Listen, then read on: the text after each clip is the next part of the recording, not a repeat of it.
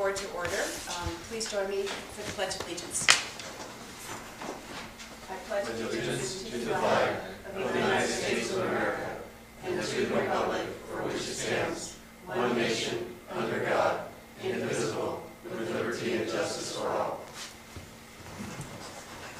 And please turn your phones to silent. Put on your microphones. Label. Or did you say that? Just. We did the pledge. Call to order. Today's June 2nd, 2015. Let's have a roll call, please.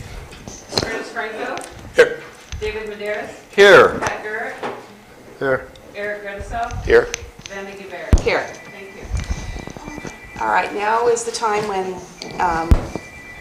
we have the opportunity for public comment. The public may speak on anything that's not on the agenda. Is there anyone who wishes to speak? Do we have any speaker cards for that, Trish? No. Okay. All right, then we'll move on to the informal project review. And this is the time when a potential or future project applicant may present the project to the HRB for informal project review for the purpose of gaining information as preliminary feedback only. No formal application is required and no action will be taken by the HRB on any item at this time. Any informal project reviews? No. Okay, and we'll move on. Item 4, consent items. We have A, affidavit of posting agenda, and B, approved minutes for April 7, 2015 meeting. Madam Chair, if no one has any other comments, I move that the consent agenda be approved. I don't think I can actually vote on the minutes. Because you weren't here. I wasn't here. I'll second. Neither Okay. was I. We have a Trish, will you roll call? Okay. Just say abstain. Yeah. Board Member Franco. Aye. Board Member Garrett. Aye. Board Member Medeiros. Aye. Board Member Redisov. Abstain. Chairman Guevara. Aye. All members of the board being present, the motion as stated by the maker passes 4-0-0-1. I was absent, So, so I don't count. okay. Did you review it on the, You Huh? present? did you review it on? No, I didn't. I have a hard time just So getting it'll home. So it'll be 3-0-0-2. Thank you.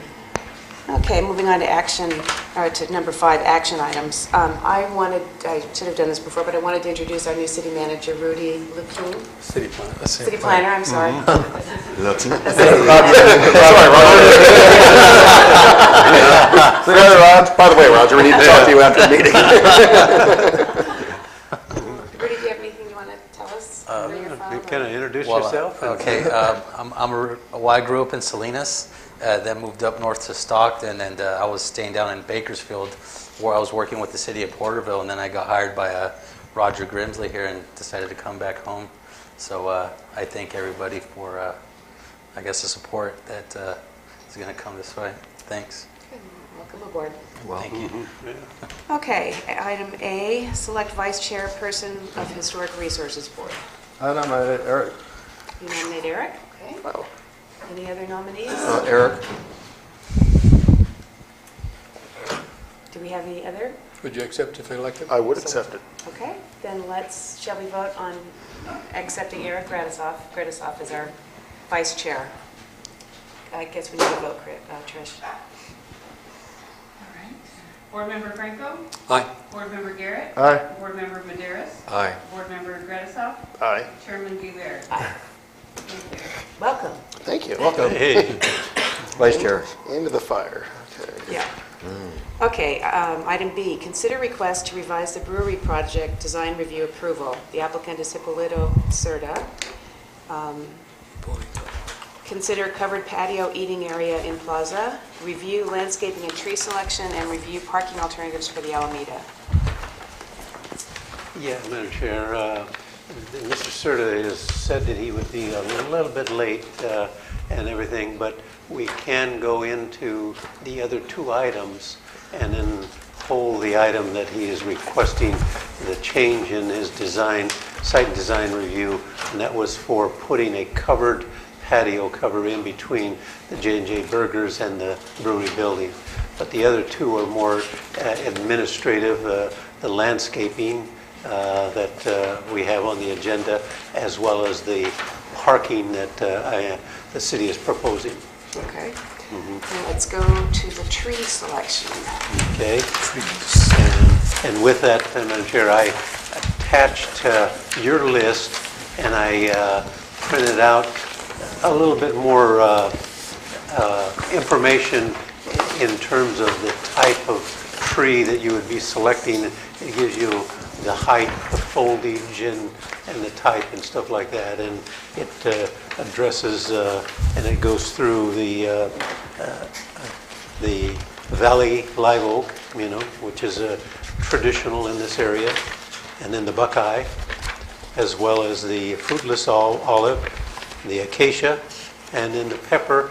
And then I added one that I thought that might be appropriate in the back parking lot, and next to that thing would be is a London plane, which is more commonly known as a sycamore. I'd like to make a comment on the acacia trees. They're pretty much people with allergies. That's one of the key elements that causes a lot of grief to folks. And I would use that as the very last resort rather than at the top. Plus it's a water guzzler. And a water guzzler also, yes. Which one was that? The Acacia. acacia. Oh, the acacia, yeah. Did we ever get a tree list from The Anita King? Anita King, yeah.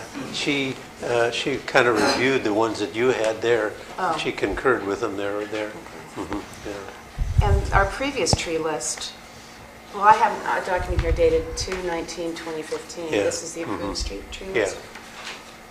Are we considering, do you want to consider any of these? You guys don't have this with you, huh? The carobs, the locusts, the honey. Yeah. Yeah. Silk trees, incense, cedar, chestnut, hackberry, catalpa. I like the ginkgos and honey locust Yeah. and pistachios. Except we Yeah. lost a pistachio, so I don't know. There's the pistachios and then the Chinese pistachios, brilliant colors, and the ginkgos, a brilliant yellow color in the autumn. Yeah. I'm a little concerned with the pepper tree, to be honest. Those things get messy on the ground. Yeah. I mean, they're gorgeous, Yeah. but messy. Yeah. And, Yeah, and the right to the south along the soccer field there, that we have some fruitless olives in there, and then throughout Central California here we have a lot of oak trees, the Quercus oak, whether they're valley oak or a live oak, red oak, One thing about the fruitless olive trees, they don't take hardly any water at all. Yeah. And oak trees, you have to be careful because when the moths come in, they'll eat all the leaves right off and they leave a mess. And there is The- oak tree. Yeah. Oak trees, right yeah. now, And I colored a map up that I kind of, to show you that the original architect had a bunch of them out in the front of the brewery and along the Alameda. And I thought that there was too much that it would take away from the building. And you can see that I had just 3 along there, and then 4 or 5 in the back and stuff like that. And then a couple in the courtyard, and then one over there by the Buckeye. So These are- are just my suggestions, Are we pretty much keeping this original plan? Yes. As far as the layout goes? As far as the layout goes. Yeah. But, now we haven't talked anything about the ground cover, but we were talking about the trees tonight, yeah. So you're saying that green color is the one you recommend? Yes. I'm And recommending. the other colors are not? Oh, I see. You want to you want to leave those out? The other ones I crossed out, I colored them in, and those are the ones that the architect had showed his. One thing about the oak trees, if we use those, I would recommend that we get very large ones because they're slow-growing trees. That's the other thing. And so if they want to put them in there, they're going to have to get survive. big ones, not just 5, 10, 20 gallons, but, large trees, since they're already started. You're right. And if they're going to be big, you're going to want them in the right place. Yeah, separated. Otherwise, they're going to be beautiful, but they could cover up a lot. And they could be dangerous. Yeah. And the valley oak that that Vanda had on there, that's the Valley Live Oak, is a deciduous. It loses the leaves, but then the Valley Oaks get huge, and the canopy there is up to 75 feet, you know. But over what period of time? Yeah. As soon as it gets to be 100 feet, you can sell it out to the barbecue places. Start again. So we're looking to fill all the green with one tree, do you think? One? No, a variety, you know. Okay. And like I suggested, it maybe a couple of those trees in the back might be a sycamore where it gives you a lot of shade and then it loses its, it's deciduous. It's not an evergreen.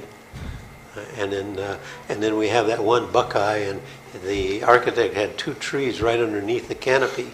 And I outlined the canopy where the existing canopy is there, and I didn't think that was appropriate to have 2 trees underneath the canopy. And I moved the other one right there on Franklin Street outside the canopy area. Same thing goes at the entrance of Pierce Lane, and the pepper tree, you can see where the canopy covers those 2 right at the corner, you know. It's not good design, is to have a tree underneath a tree. Got it. Yeah. Because the pepper tree is going to stay, huh? Yeah. And the other one is what is the other one on the Franklin? Is that a pepper tree too? No, that is a buckeye. Buckeye? Okay. Well, if we've eliminated acacias, then we have 1, 2, 3, 4, or 5 choices. None of them are very colorful. Did we eliminate the pepper tree? I think thought it was you messy. want to, yeah. That's a messy tree. There's one on the top. Depends on where you put it. Yeah. Yeah.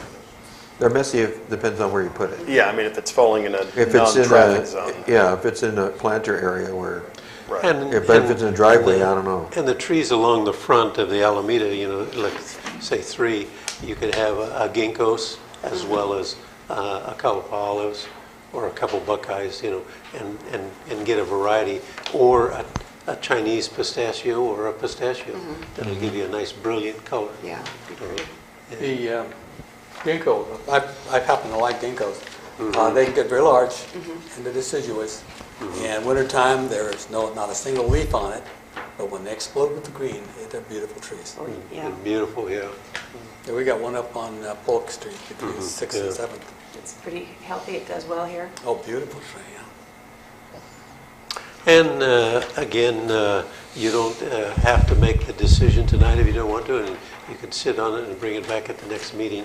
He's still going through and putting the light fixtures on, and we're held up by now the PG&E on the electricity, so there's plenty of time, you know. And This can if you give guys direction. want to sit on it and come back with each recommendation, and we'll. This can give direction to his architect, and they can talk about it and come back with a revised plan. Yeah. I mean, we can't tell him what tree to put in it. We gave him Yeah. choices, and if he has one that we're questionable about, let them sell it to us. Let them defend it. Yeah. I mean, people get educated to do this kind of work, and I just like to see And them. the four that we identified in the courtyard in those planners is subject to your first agenda item under I, whether if you approve the covered area or not is a function of that, you know. Because obviously you're not going to plant trees Right. underneath the roofed area if the commission goes for a covered area. Since JJ's is part of the property, well, that's not coming before us, is it, the color?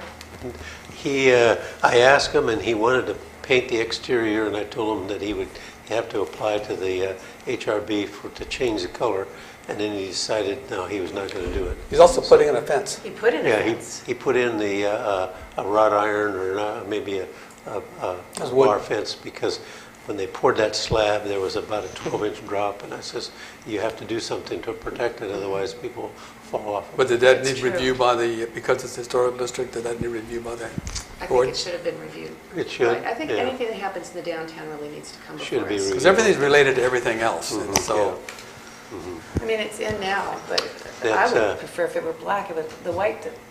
The white, yeah, and I was going to talk to them about that, but I stopped them because they were putting up some posts there, and they were going to put a trellis over the thing, and I says, no, wait a minute, no, you can't do that. You gotta That's come what from the board agent. is for, yeah. Just send them, have them write it up and send it over. Yeah, One thing I was thinking too, when a person applies for a business license in the historic downtown district, do we have anything on the license form that indicates being in the historic downtown district, you'll need to come before the HRB for, we could add that to I think it, we yeah, should. right, yeah, yeah. because people don't seem to know. Yeah, Looks like particularly in the mistakes. historical district, yeah. I think it's a service to these folks. Yeah. Because if they get caught buying something and find out that we wouldn't have allowed it, Yeah, we just save them a lot of money. yeah. Now, is there gonna be gates on the garbage enclosure? Yeah. And then are they gonna fix the fence in the two properties? Yes. Yeah. Is there anyone in the audience who wants to talk about trees or anything we've covered so far? Let's see, I have, who's got their stuff here first? Let's see, Richard Ponce? Richard Ponce, 93 4th Street, San Francisco. I think I gave, And we all have it. and that was pretty much exactly what Roger said there. I would like to... Would you speak into the mic, sir? Yeah. Voice not carrying. Would you really consider the Buckeye as the first tree of choice? Buckeye and the oak tree are native to our area. Our Native Americans use the buckeye nut and the acorn as food. They process them the same way, they leach them out. They used to use the buckeye in fishing. They would crush them and put them in the streams, and the fish would stun the fish, and they'd come up and they would get food that way. So I would like to recommend the buckeye first, the valley live oak, and maybe the fruitless olive, acacia, and I like the pepper tree, but I heard that the pepper tree is really good, really bad for allergies also. I think you might have just come in a little bit later, but we've kind of eliminated the acacia because of allergies and because it requires a lot of water. Yeah, I didn't realize Okay. that. And the valley live oak is susceptible to that moth Well, disease. They're beautiful Sudden trees. oak Yeah, they death. are. Sudden oak Sudden death. oak death, There's a yeah. problem with everything. As far as size, they get big, but I don't think we'll ever see them get that big, so they can be trimmed. Okay. And somebody mentioned more mature trees, and I think that would be a good idea, especially buckeye, because they're also so long. Thank you. Thank you. Okay, The ultimate in recycle, I mean, aren't there outfits who sell used trees, I mean, for lack of a better term? I mean, that might be a suggestion too. stated you want to talk about. Look for more established trees. I think when we were over at, when we had visited over at Leal, they had said that they had actually bought used olive Wow. trees, and that's what's lining the yard over there. So, as a suggestion, Okay. if they're looking for more mature trees, larger trees. Good idea. I have another public comment, Jolene Cosio. Jolene Cosio, 181 Lang. It sounds like you're considering as many different things as you can on trees, but there's one thing I don't want you to forget about, because I've seen it in downtowns and experienced it on the paint on very fancy cars. You do need to consider some of these trees have things that come down out of them, like oak especially. And I know they're great trees and they're native and all that stuff. But it is something else to consider on certain locations on the trees when they're hanging over the parking lot. Some downtowns have beautiful trees, but they are just terrible on paint jobs. And the other thing is, I just want to throw out there, it may not carry any weight because of the messiness, but a lot of people think planting fruit trees is a wonderful idea because you can actually eat the fruit right out of the tree. Okay, thank you.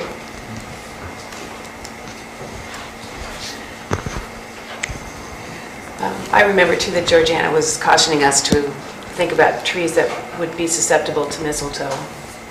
So we still have some homework to do, I think. Anything else, Trish? No, no, Okay. speak first. Well, I see Mr. Serda and his daughter over here. And you want to continue the tree list To the, yeah. to next, yeah, okay. Mhm. But do we have any directions that we've got some items that you're going to go off with that we think we want to kind of zero in on? Yeah, and then I can relay this. So we'll just come back to it and see where we're at Yeah. with that, okay?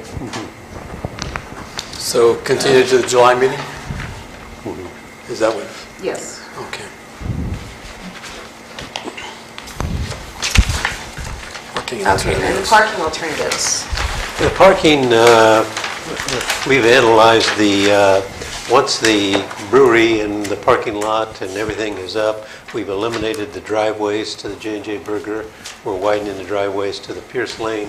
And we felt that by relocating the center line just about 4 feet over and bringing it in, that we have enough space that we can do angle parking, and we can get 11 angle parking spaces along the frontage between J&J Burgers and everything. What's the angle of the spaces? I located them at 60 degrees. 60 degrees. And the existing one, subject to the driveway, is we were only allowed 5 and then sometimes 6, so we could pick up 5 additional spaces in that space. I drove that way today to see what it was like, and I think that's very doable.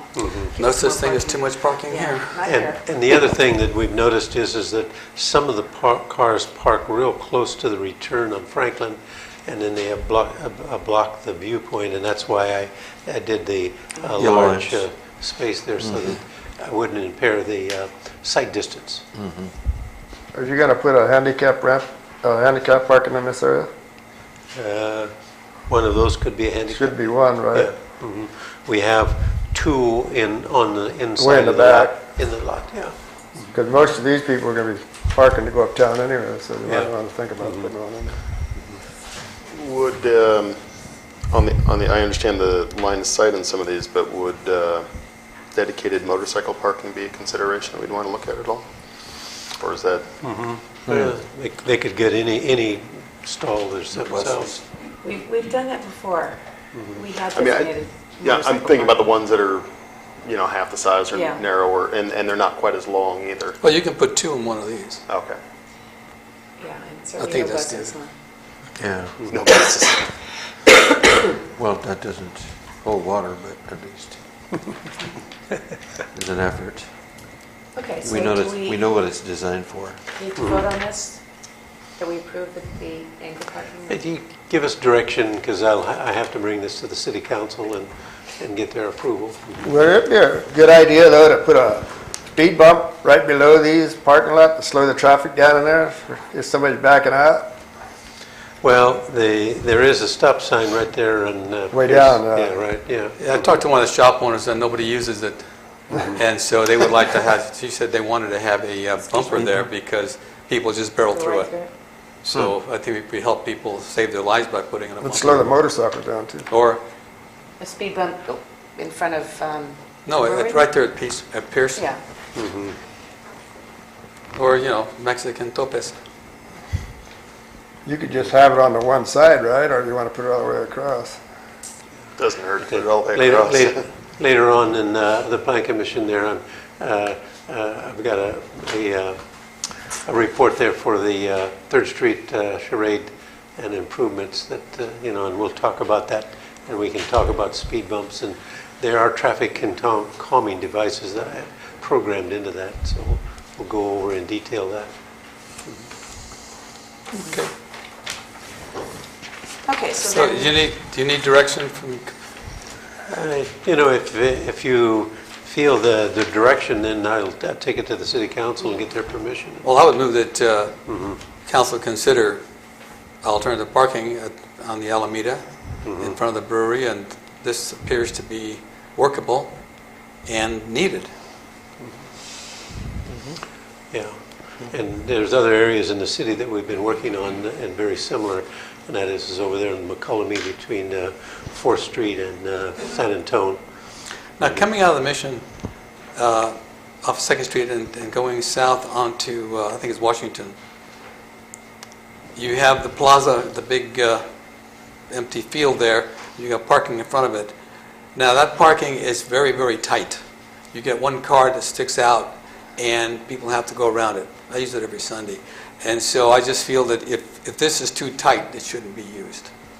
But I would say that the one on that one, though it's legally right, I think it's just too tight for the amount of people we use and the tourists coming by looking for a place to park. Yeah. Would the center divide line need to be moved as well? Moved over, yeah. 4 feet. Oh, did I miss that somewhere? No, he said. Oh, okay. Okay. I just wasn't listening. It's part of the drawing. So it sounds like we're in agreement then that Roger take this to city council. Okay. I think so. That'd be a Any comments consensus. from the public? Yeah, good question. Okay, then we'll move on. Okay. Oh, we'll move on to Mr. Serta. Yeah, and that is the first thing there. The applicant is requesting a change. Is he here? This- Yes. Yeah, the site and design approval of the brewery. He's asking for the ability to construct a covered roofed area in the patio area. And then I didn't know the exact dimension, but approximately 22, 23 by 37. And the roof will be supported by wood columns. And the proposed roof material has not been selected, and the applicant is in the audience here, and he can kind of give us an idea of what he had proposed. How many parking spaces will this cost? This is going to be in the patio, so it would not eliminate any parking spaces It's going to be between the two buildings, right? between the two buildings. Yeah. My concern is, who's going to be doing the engineering on the post? Because you got a wind load there, it's going to be pretty good if you just can't put it up on 6x6 posts. Yeah, he'll have to. You're going to have to have some foundations. Yeah. He'll have to get that engineered. What's the pitch of the roof going to be? That is something that I think Mr. Surt is in the audience, and I think he can speak to that, yeah. Mr. Serta or daughter, would you like to come? I think we're open to like any material. Would you mind coming up to the podium so we can capture you for the TV viewing audience? I think that's the official So I think record of the he's meeting. open to using any material and whatever. I think I have put in much less material, whatever I take with the whole building. I have 2 by, I think it's 1.5 by 12, and we can decorate it. With the old wood that he has? Old type of style, and maybe roofing, metal roofing.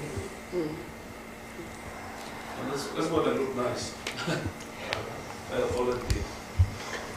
Is this going to be a full roof or like just a sunshade? It's going to be a full roof. Full roof. It's going to be gables?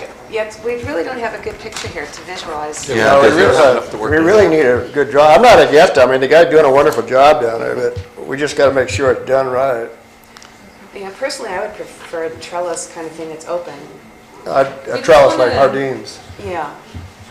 Because when you get this building up and you got to sit on 8 posts, it's going to have to be engineered for wind load. Because it just can't put a roof up there and It'll fly. Yeah, it's got to be braced you're structurally. going to have to cut some footings in. Yeah. Now, you could put steel posts and concrete columns, stuff like that, but it'd have to be engineered. I don't know who would do the engineering on it. It should be from somebody. We just want to create something simple so that people could sit Well, outside all year long. Right, but we're just worried about putting it on post and all at once you get a big windstorm and it falls over. So we got to protect the city too. Maybe steel pole. Oh, okay. Covered with antique Wood. Antique wood. Okay. So we need to see that. See what we Yeah. did. Yeah. And the roof material and the roof pitch. We need really the pitch of the roof, the material they're going to use on it, and how they're going to hold it up. Can you provide a drawing that, yeah? Yes, we can. Maybe you can have a little bit of everything. And you can make it simple, and then we just make the decision, you know. Instead of having a complete roof, And what kind of roofing? maybe you can have it you put open on too. A little bit of both. Yep. The J&J Burgers has a shake roof, and then the new brewery has a architectural count. It doesn't have to be completely covered. You could, portions of it could be open too, Yeah. if you want to, you Yeah. know, and have it decorated that way. Yeah, I mean, having the You sunlight. know, have there some be- sunlight coming through. I mean, I'm not saying that that's what we want, but I'm just saying, it Now- doesn't have to be one solid roof. Is this trellis part of the original plan? The trellis at the gateway, that was part of the original. But this is gonna be put in when they put the barn in, the shed. Yes. And what about this picket fencing? Is it going to be picket? It had been. Yeah, that's what you specified in the original design, and he saved those Okay. pickets from the original, when we dismantled that, and they're in the back there, and that'll be the original picket fence. But it's not gonna go all the way past the brewery, is it? No, Just it'll up to be that from the point? J&J to there, and then down about to halfway to the brewery. Back Yeah, out of it? and then right around the pepper tree, it shows some, yeah, on the original plan. The staff report says the applicant has changed the pavers to a stamped color concrete surface. He has changed the pavers, or he'd like to change? He changed them already. He changed them already. Instead of the pavers, he put stamped concrete. Okay, out See, there. that was part of the approval. Right. And we have a violation of that permit. Mhm, yeah. That all needs to come before us. Okay.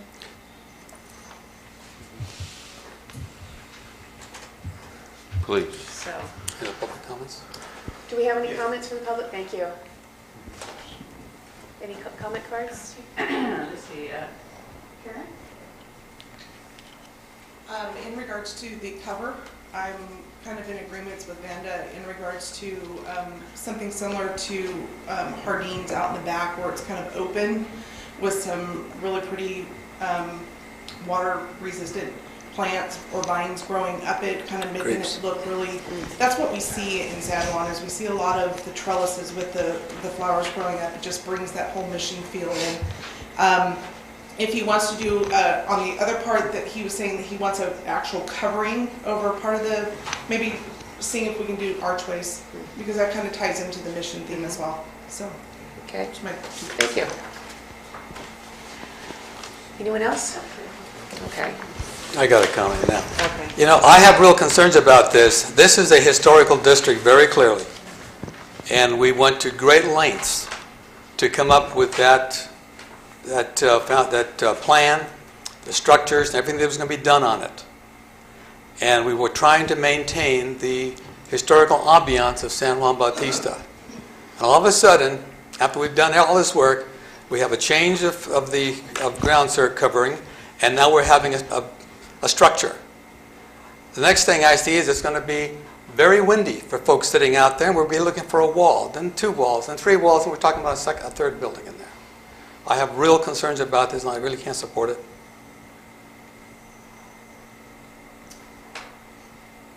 Okay. That's it. All right. So we don't have enough information. We need to see visuals. And we'll continue this then, right? So maybe, maybe you could draw up a trellis, 1, 2 at the same time? Would you go for a trellis? Yeah, I think he'll consider that. I'm also, could be a combination, could be covered or open trellis. Could be both at the same time. Where you get the covered areas where needed, and you also, that helps the wind problem a little bit, and you get a little bit of everything else that goes with the area. But the trouble is, you don't want to board all this thing out, because then that becomes a separate building. Yeah. Yeah, I certainly don't want to see it Right. boxed in. Yeah. I mean, a trellis or a roof just keep sun or Yeah. diluted sun is The great. trellis would give you more, you could overlook instead of a big roof. Right. I think people enjoy sitting outside, feeling the sun, not, Like going down to Hardeen's. yeah. And it becomes more of a landscape thing rather than a structure. And there should be no more violations of the permits that were issued We're very, very careful, spend an awful lot of time doing it. So is all the cement work done? Yes. It's all done. It's all stamped concrete now, no paper. Well, what it is they lay sheets down and it's rough looking concrete, looks like stone, which is nice. I mean, But that's not what we approved. that's not what we We would have done, we could have done it at the time of approval. All we needed to know what they wanted to do. They said, we want pavers. So we said, fine, we'll support pavers. Well, they should have come back in front of us Said, before they hey, did it. So. change it, change the heart, change the mind, change the design, doesn't matter. But it's a plan, it's a board review requirement. And I think we got shorted on that. This has happened too many times to us in the past, and we're going to have to stand on our principles. Okay. Then we will move on to comments from the Historic Resources Board. Pat, do you have any comments? No. Eric? No. None. Okay. No. I just think, I would like on the business license, I would like there to be a line stating that if you have a business in the historic downtown district, that there are certain standards that will need to be followed. Yeah. So I just, I think we're working on also a similar brochure for the sign ordinance, that when people do take business license out, we're going to give them that for the sign ordinance as well. okay. Any comments from the city manager, assistant No, planner? no. Okay, then I'll adjourn the meeting of the Historic Resources Board and pass it on to the Planning Commission.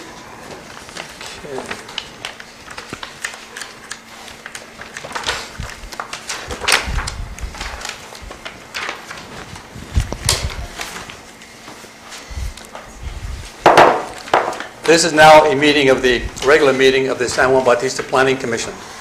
The date is June 2nd, 2015. Call to order. Roll call, please.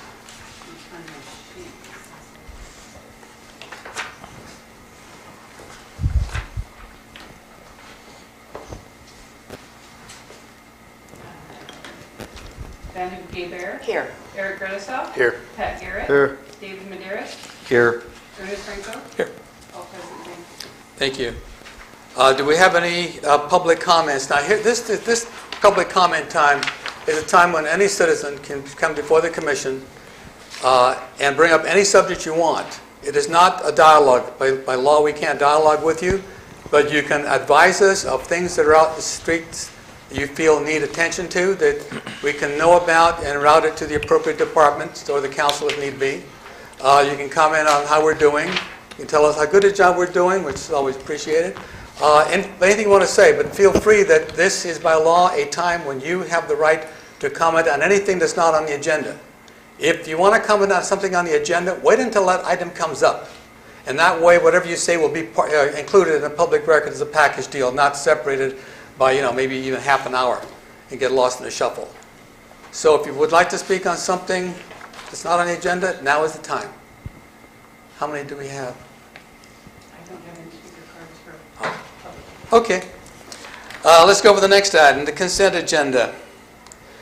We have the approval of the affidavit of posting agenda, the approval of the affidavit of posting of the public hearing notice, and the approval of the minutes of April 7, 2015. Chair entertains a motion for action. I move that we approve all three items as one. I'll second it. We have a motion, we have a second. Call for a vote, please. Commissioner Guevara. Aye. Commissioner Garrett. Aye. Commissioner Maderas. Absent. Okay, Commissioner Gredisau. Abstain. Chairman Franco. Aye. Thank you.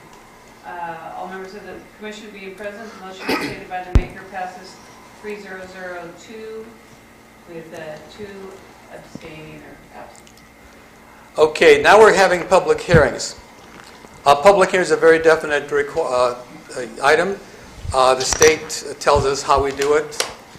Public gets to speak, the commission speaks, etc. This is an application for a minor subdivision of 69 San Antonio Street. The applicant is Craig Clower. At this time, I have to advise you that the Brown Act requires, no, state law requires anybody within 300 feet of a project is considered to have an economic interest, and therefore it would be not eligible to vote on the topic. So I'm going to vacate my seat. I'll be out of here to allow Vice Chairman Maderos to handle this next item, and I'll be back afterwards. And unhook. And unhook, yes. Thank you, Mr. Chairman. So I'll start with first thing is for our city manager to please give us a review of the situation when it comes to the minor lot division. Thank you, Vice Chair. Yeah, the applicant is requesting a 10-map approval for a 4-parcel minor subdivision with a remainder. The proposed minor subdivision will extend San Antonio Street southwesterly to the intersection of 7th Street. It'll install curb gutter sidewalks, underground utilities, sewer, water, and all of the necessary improvements to make the street meet the city standards. The minor subdivision will grade and create 4 standard lots within the city and a remaining lot that's subject to additional review and criteria upon development at that time. The Subdivision Map Act allows a parcel to have a remainder, only one remainder parcel within the subdivision boundaries of this thing. The staff has prepared an initial study and has gone through the CEQA review. Every project must comply with the CEQA guidelines.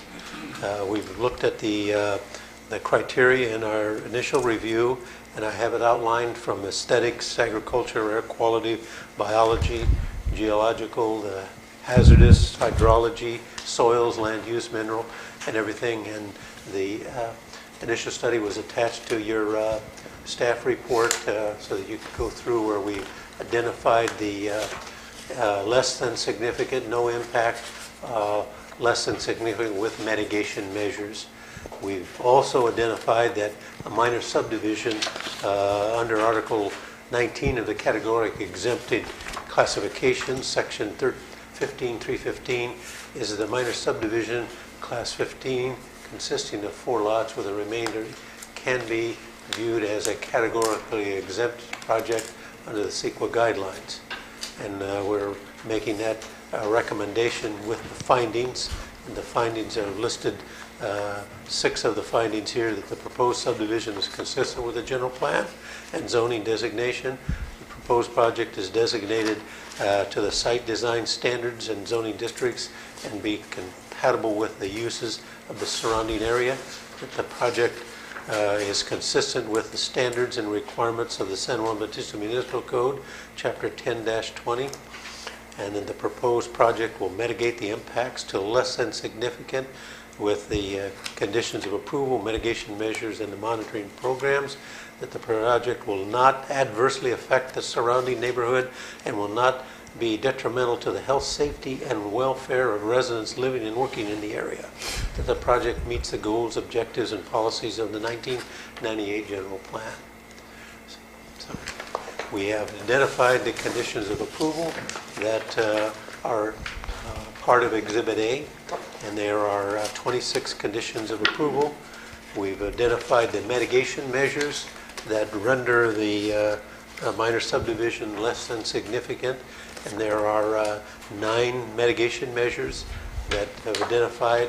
And then in Exhibit C, we've identified the mitigation monitoring and reporting programs that are responsible and who is going to be responsible for reporting those things, as well as the initial study. Turn this back over to the chair. And the second portion here, it says that the Planning Commission makes the findings that the application for minor land division is a project under the section of 1537(8) of the California Environmental Quality Act. Yeah, and that is generally the first thing that you would do before you entertain any categorically exempt or any CEQA findings, is that you must render, is this a project? And by that, then once you've made that decision, then the flow of, through the CEQA guidelines will be legitimate. So how do we, would we vote on that, or we just? Yeah, you have to, Let's talk. yeah. Yeah, well, I was gonna ask you I know, this. I know. I don't understand how, looking at the plan, we have a big lot that's going to be carved into 5 pieces, 5 parcels, only building on 4, but there's still 5 parcels. I don't think we can call that a 4 parcel. Development? Yeah. Yeah, it is a minor subdivision. The Subdivision Map Act allows a minor subdivision to have 4 legitimate lots that are buildable with a remainder. Now, the remainder does not have to have improvements, but I've asked the applicant, and he's willing to put the improvements in. It will not be subject to the Subdivision Map Act, and that any development there will have to be arm's distance away from the subdivider. Looking at CEQA Article 19, Section 15.315, it doesn't say anything about the remainder property. It just says 5 or 4 parcels or less. Right. Yeah. Is that a technicality just in the term? I mean, because I kind of had the same question. The remainder's bigger than one of the parcels? Well, I just hate to approve, I want to look at the parcel as a whole, the whole project as a whole. The whole development. The whole development. Yeah, because I asked Roger this question, he showed me in the book, but I still can't see how they do it, because you have to split that lot off. Yeah. So, that's, What they should do is make it one lot, and whoever buys that house come back to it later, or split it off, or split it down. well, do you want to ask it? No. I'm listening. No, we have to make a decision whether this is a project or not, and you're saying, you're coming up with information that may not be? Well, but if I may, I think the question she has is because that remainder is so large. When I think of a remainder, and again, maybe I'm not as knowledgeable in this, I'm thinking of a smaller sliver that just didn't quite fit somewhere. No. There's actually 5 parcels. Yeah, I can read there.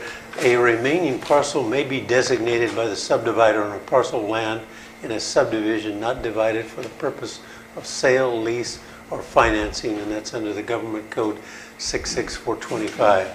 The city may not require a subdivider to construct improvements or pay fees associated with the improvement under the permit or otherwise approved by the development of the remaining parcel without the consent of an agreement with the owner. Okay? 2 or more remaining parcels may not be designated by the developer. Subject portion of that as one parcel from the first phase of a housing development or intended later to be subdivided and undeveloped for subsequent phases of a development. So, what are you reading from? this is the subdivision mapping. That would have been helpful to have in our staff report. Yeah. Yeah, and it is a I'm going to say a procedure that's been used, and I'll give you an example, and I've showed this to Pat. If you owned 100 acres and you want to split 4 lots off for your children, and you do that, the remaining parcel, the 96 acres, if they're each 1 acre parcel, will be a remainder. You are subject to where that remainder cannot be developed or subdivided for a period of years after the initial subdivision. So you're restricted to it. And it's not going to be subject to the sale, lease, or development of future things until it expires that period. It just feels like trying to skirt around the issue of maps and... Well, I think and if I can give you just a background and everything, if there's nothing wrong with him coming and doing a 5-lot subdivision, okay? But a 5-lot subdivision puts you as a major subdivider, and now you're under the Department of Real Estate, and now you have to file the necessary pink papers and white papers, and it's horrendous. It's generally reserved for larger subdivisions where you go through and the large subdivision, the report that you have to submit to the Department of Real Estate is horrendous. And for this reason, a lot of people use the 4-lot with a remainder mechanism so that they can go through the minor subdivision without going to a major subdivision and being a subdivider. That's the portion of it. So, so then the remainder property stays in ownership of the developer? Yes. And he is restricted to where he can't do anything on that, that if he sells it, then it's arm's length away from himself. So he can sell the property to someone Today and build tomorrow. Yeah. I just can't understand how you could do this and split that lot off without going through a split. I mean, you're doing a remainder, right, but The remainder is part of... that's all one parcel of a piece of property. Yeah. Yeah. That's allowed by the Subdivision Map Act. Yeah. But and he would not be able to sell the property and then act as the builder for that person. That is correct. He has to sell it and Arm's length. walk away. And I'm thinking it would be feasible if you had 100 acres versus 2 acres. Yeah. You want to go, you don't want a remainder, possibly. So then we could dictate that it be sold within a certain amount of time? No, I don't think you could put that not there. with the original What owner. I think you can do is condition it. Do you want improvements on it? Do you want continuity for curb, gutter, and sidewalk? Those are conditions that you can apply to it. And they are going to be. There is a sidewalk, there is going to be plumbing. Yeah. Yeah, then the Subdivision Maps Act says is that the remaining parcel is not subject to the improvements, but you can require it. All right. Is he gonna put the sewer, water, and electric into this lot? Yeah.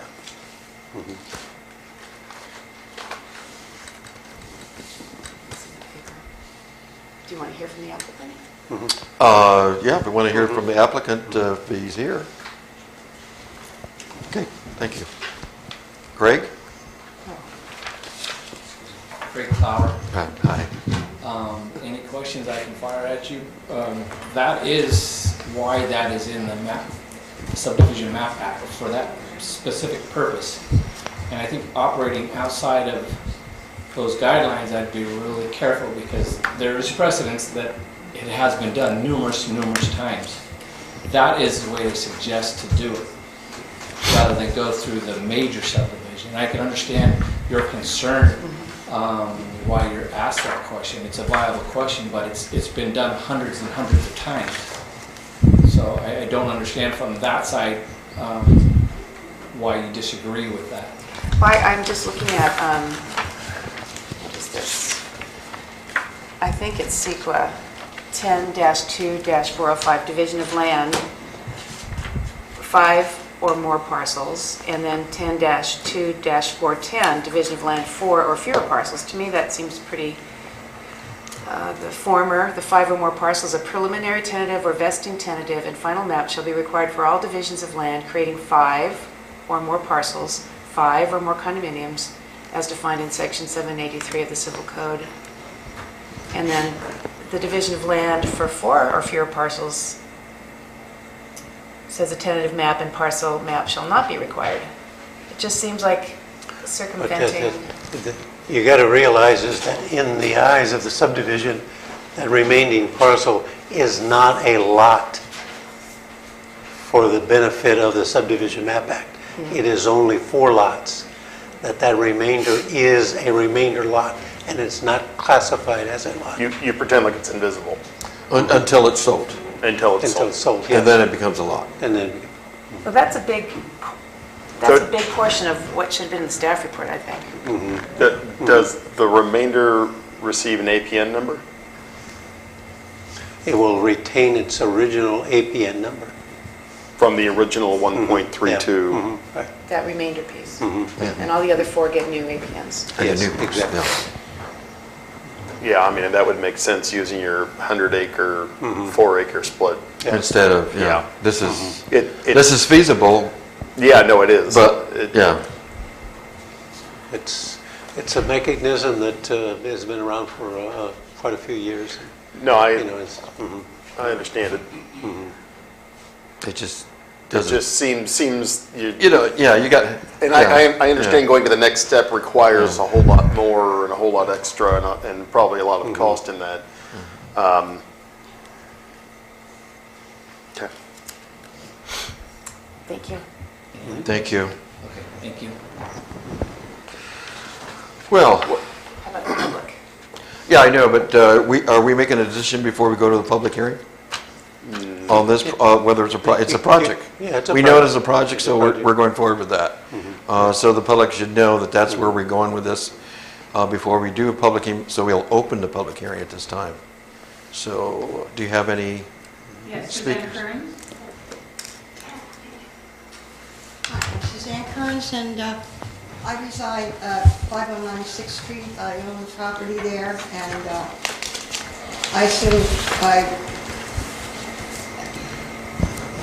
I think I sent a letter to, I did send a letter to you, and I Yes, assume that we most got of it. you have had a chance to see that. So I will be as brief as possible. I own a little house in the corner, southeast corner of 6th Street in San Antonio, along with the picket fence and the flag. And I was in the City Hall yesterday, and I did manage to take a look at the floor plan, the plot plan. And I noticed that there is another access road, and I assume that that is actually going to happen, that access road from 7th Street, because the one in San Antonio is the one that I live on, and I guess really, if I can assume that that's going to happen, I'm here just kind of to, I'm happy it's going to be there, but I'm here just to talk to you about the possibility of building that access road before actual construction starts. And the reason I'm mentioning that, building that road on, that access road on 7th Street is because San Antonio Street, there are only 3 houses on my side of the street, and on the other side of the street there are 5 houses. And I have 1 car, and another neighbor of mine has 2, and everybody else has at least 3 cars, 3 vehicles. And that street gets very, very congested for such a short street. So I just think I think for that reason it would be helpful, and it would to be able to have that access road built so that at the very least it would be more equitable. In other words, all the trucks would not be coming down San Antonio Street and going in that way constantly. And normally, Mr. Kern, the procedures for any type of subdivision is that they have to install the underground sewer, water, electrical, put in the curb gutter and the pavement, and grade the lots before they start building the homes. And so a lot of that preparatory work and the heavy equipment and everything will be part of that sequence, and it'll be out of there. Then when they start building the homes, it'll be just the concrete truck delivering the lumber truck, and then and away they go with the workers on each house. That's the normal sequence. Well, it's just that San Antonio is a very crowded street, as it already is. And, you know, for everybody, there's going to be a lot of dust and a lot of noise. And I'm just here to ask you to consider opening that access road and building that before, you know, the heavy trucks. And we have put conditions in there for the subdivider that he has to maintain applied water during the construction, so there's no dust. The noise restrictions are limited to no work on Sundays, restricted hours on during the day, and in the evening they have to finish by 5 o'clock. And during high wind periods, all work will stop and cease during the high wind period, so that it doesn't create a dust and nuisance problem. All right, so you don't think there'll be pickup trucks or construction vehicles parked on San Antonio? They will, if they go in that access road in San Antonio, they will go into the area behind the chain link fence that Craig... Yes, they'll be inside that area they're working in. Yeah. Okay. Is the applicant want to say something about that, or Yeah. if he, if you want? About the parking situation, truck activity, what have you? I can't really regulate, most of that. I understand what your situation is. I can, like Roger said, the roads will be in, the improvements will be in before the houses are built. So whether we get final approval to open up, I don't believe that's up to me. I think it's up to Roger. And I can give direction to people who are making deliveries, and most of them are going to pull it up on Google or find how to get there and take the quickest route. Right, of course, that's what I have. But just one quick question. Here, that access road site is going to be built. That's another way in. That's up to the That's on our agenda tonight to do. Okay, well, I fervently hope that you do build that access road at some point so that there are two ways in and out and it's not all on San Antonio. It's very congested on that little street. Thank you. Thank you so much for your time. Yes. What we go by speaker cards. Have you done that? There's right behind you. There's a stack of speaker cards. Thank you. Do you have others? No, I don't have any other speaker cards. Okay. Okay. Is there someone else who wants to speak? Yes. Okay, we'll wait for you. At least I will. I can't speak for her.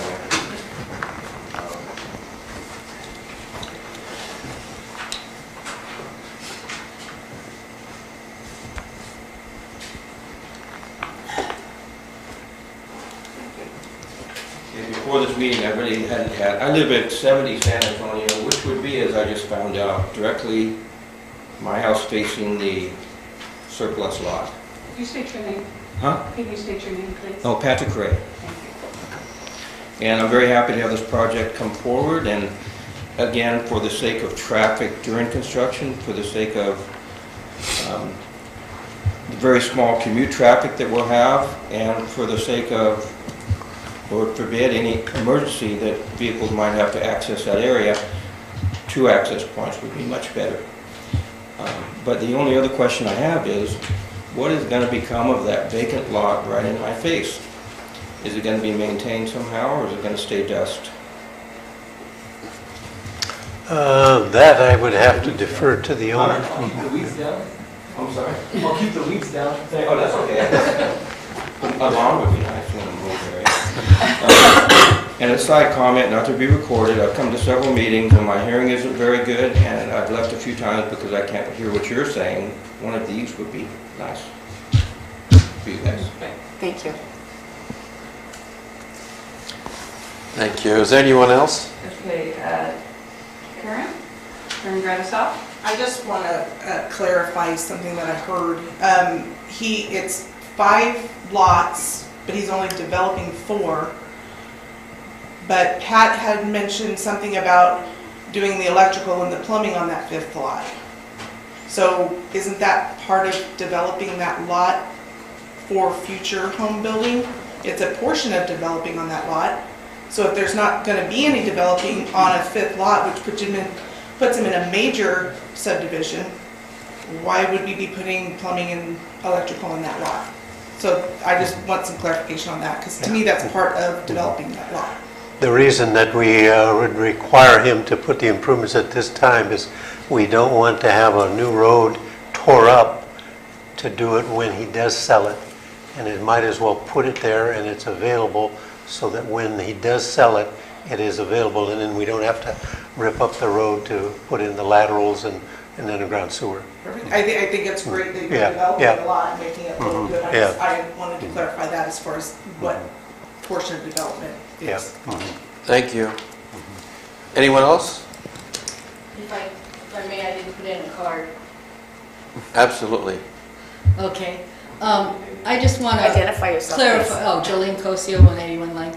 I just want to, for those of you who don't know me, like our new assistant This is planner. our public record, as you know.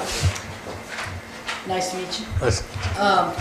Anyway, I just want to say something that is my understanding of why you would have this lot and why you would have the power and everything going to it, the underground and all that. I think that this may have been written for leaving an existing house, which would already have services. And to me, that's what the remainder lot is, because I have a grandparent who sold off some farm property and kept their homestead. That would have been considered the remainder lot, even though, as it was like the example Roger said, only not that big. But the existing home, of course, already had all the power, and I would think, since there was a home on there, that there is a lot that already has existing services to it. And I think that's how you need to consider that remainder lot. Remaining as lot existing. is to be maintained and kept current. And you're Because right, that's- that is a function of the Right. remaining lot, that's allowed, yes. But in this case, there was no house left there. Which is a whole nother. Okay, anybody else? So I'm going to close the public hearing at this point in time and turn it over to the Planning Commission for any discussion, if they have any comments or questions.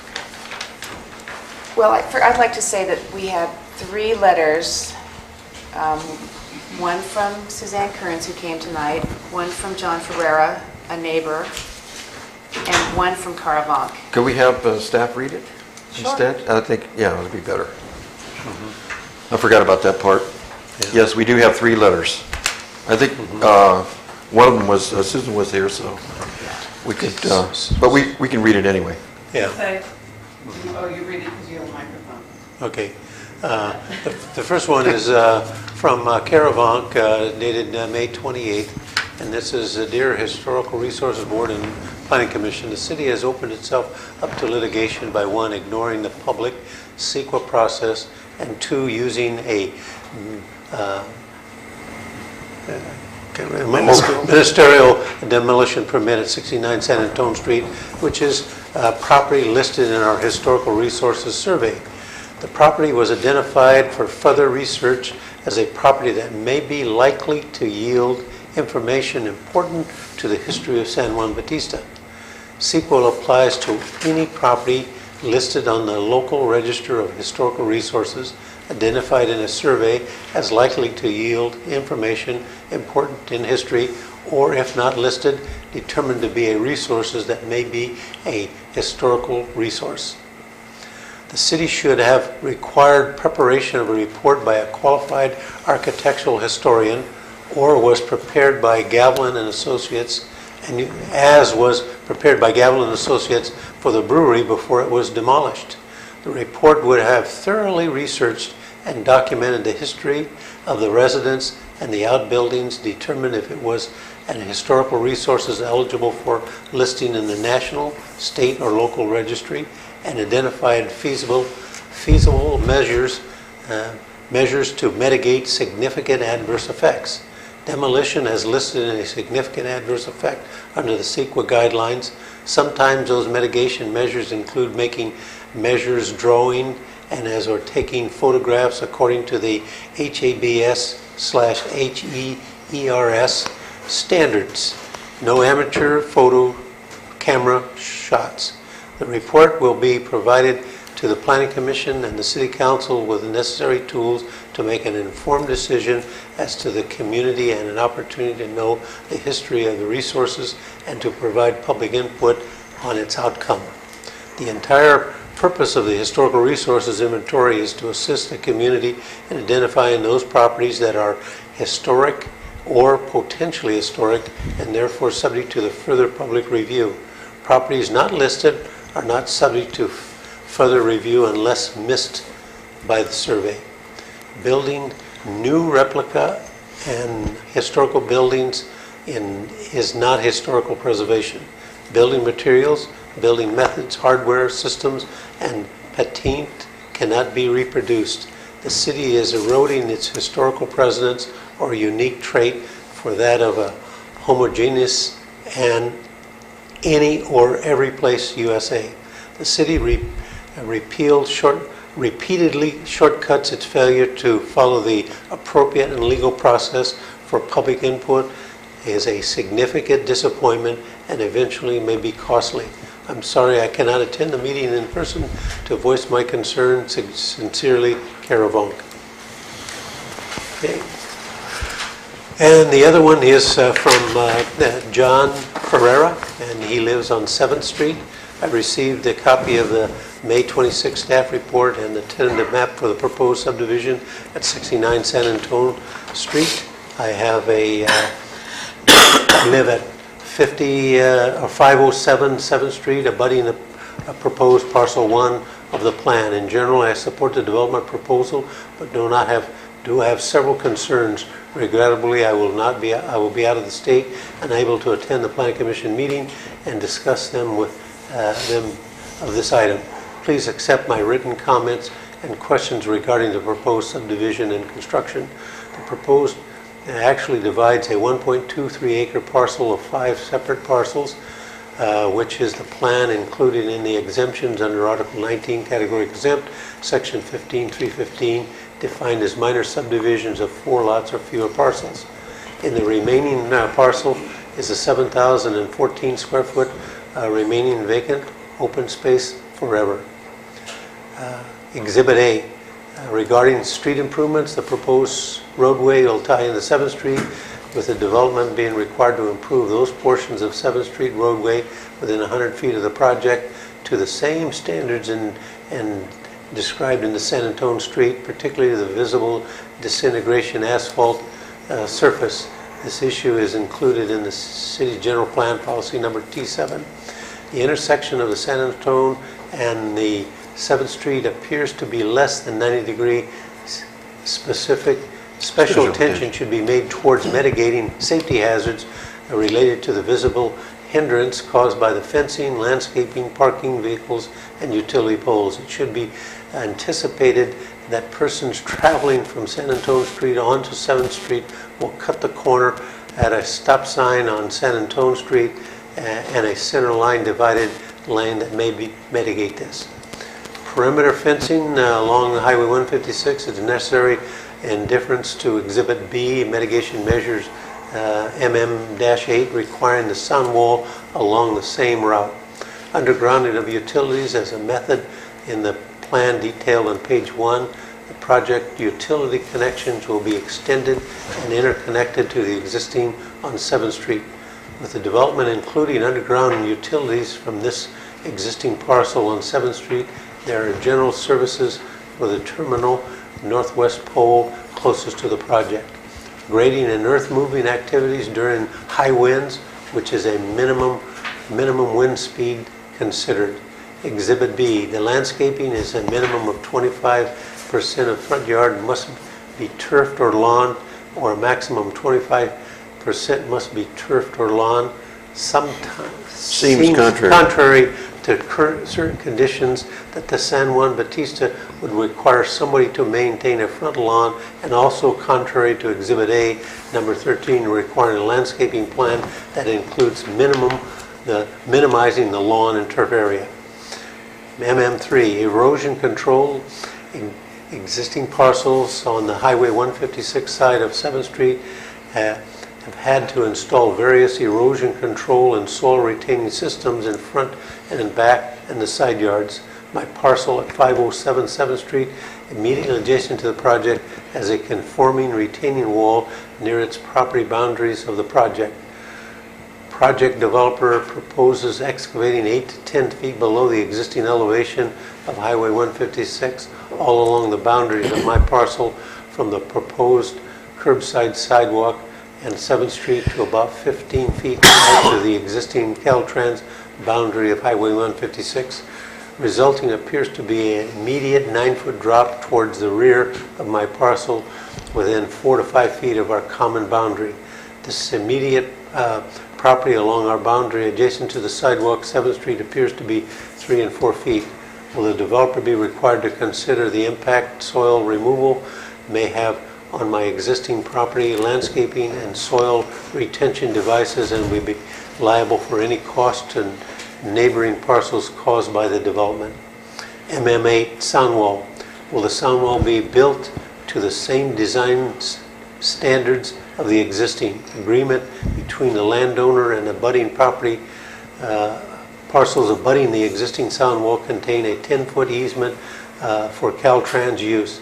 No permanent structure are allowed within 10 feet. Does it propose intent to grade a 70% approximate slope, 11 feet rising over 15 feet run within the easement, conforming within the terms of the easement?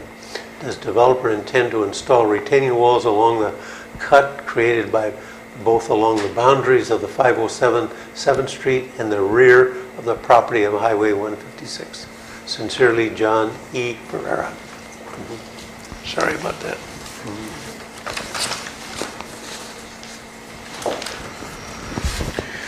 So that's it, that's everything, huh? Public, so I'll close the public hearing again at this time and turn it over to the Plan Commission for discussion and consideration of this project. I'll go ahead and start. It was unfortunate that the Boyd House had to be torn down. It was in such a state of disrepair and neglect for a long time, I think.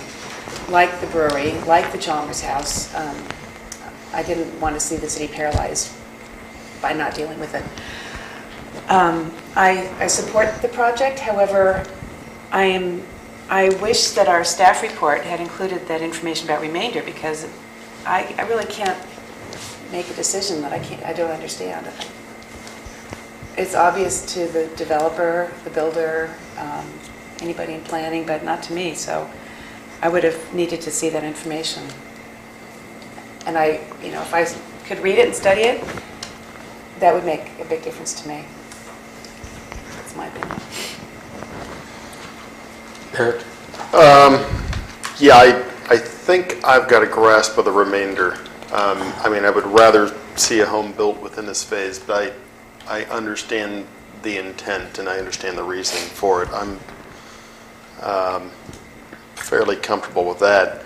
I was a little concerned with the old home being torn down before we all had a chance to discuss that matter. That I thought was kind of the purpose of visiting that site.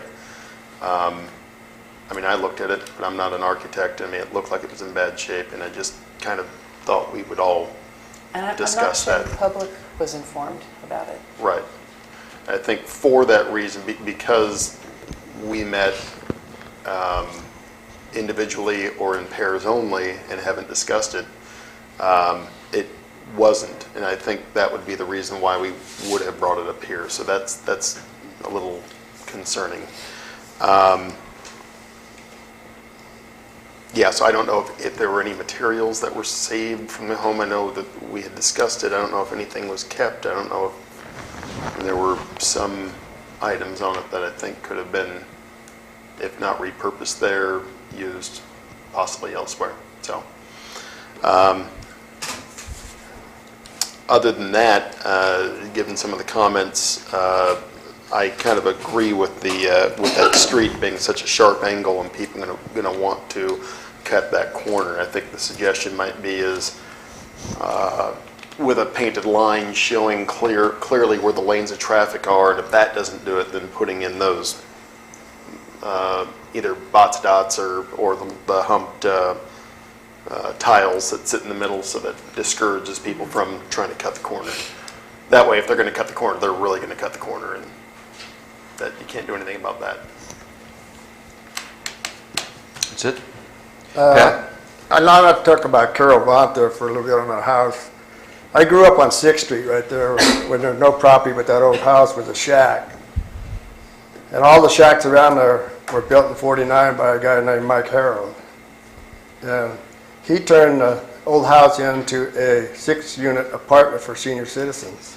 The one on... The one they tore down. Okay. And he put the siding on it, and he sort of fixed it up. And then when they sold it, he moved over here to the crane house and he fixed this one up. So. He's also responsible for the trailer court, too. Trailer court, yes. He put Right. those buildings in there, kind Right. of makeshift. There's from no, other buildings there's that no were history about any of the shacks around it. Yeah, it was an old house, but it was worn out. When I was a kid, we used to play in it because nobody was living in it. So, What was his name? Mike Harold. Mike Harold. Yeah.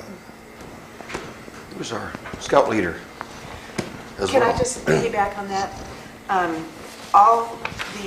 When we do historic resource surveys, the houses are assigned a status code, and they range from, number 1, properties listed on the National Register or the California Register; 2, properties determined eligible for listing in the National Register or California Register; 3, appears eligible for National or California Registry; 4, appears eligible for National Register or California Registry through evaluation; 5, properties recognized as historically significant by local government; 6, not eligible for listing or designation as specified; and 7, not evaluated for National Register or California Register or needs evaluation. So this property, the Boyd property, was 7R, I think it was,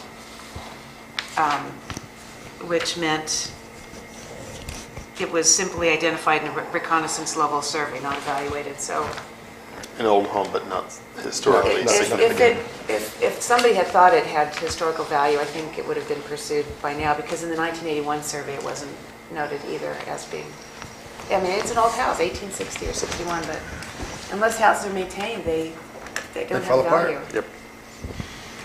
Yeah, well, I guess it's up to me now, huh? Are you through, Pat? I'm done. You're done? Yeah, so I did a walkthrough through the property and what have you, and the building itself.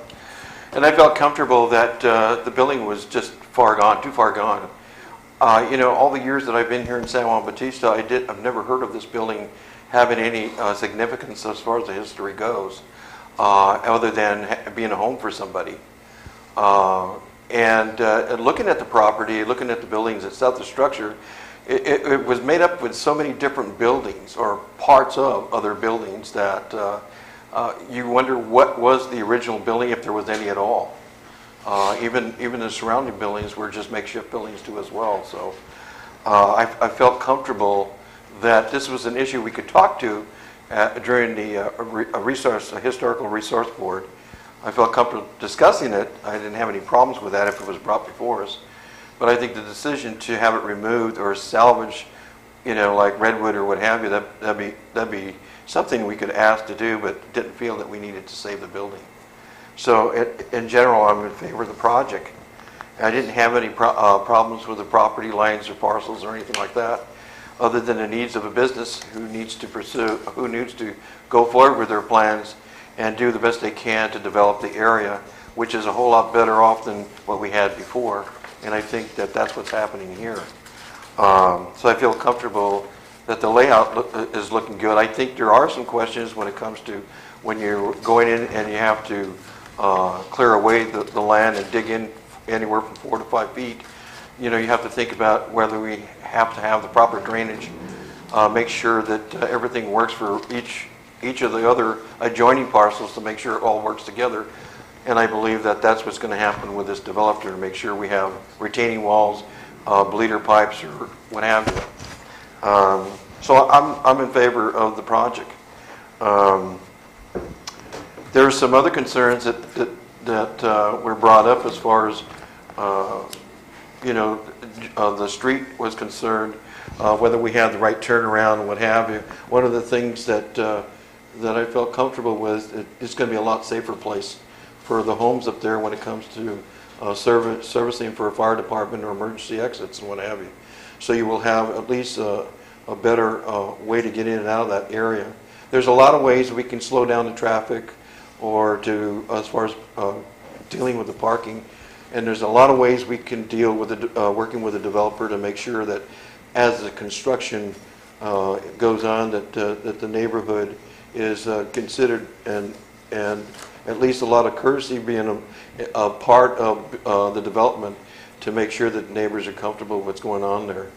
I know that I was involved with the creek bridge across the street from me, and there were a lot of concerns I had at that time, but in the end, everything kind of worked out for the better, even though I ended up cleaning the dust off of my house. I had to do personally myself, because every time I asked the developer to take care of it, they said they were going to do it, but it never happened. So, and that was over like a period of 6 months. Didn't write up a formal complaint about that, but I thought they could have been more courteous. Back up what they said they were going to do. So I think the streets that they're, as the street are going in, worrying about the traffic, I think the streets are going to be put in first anyway.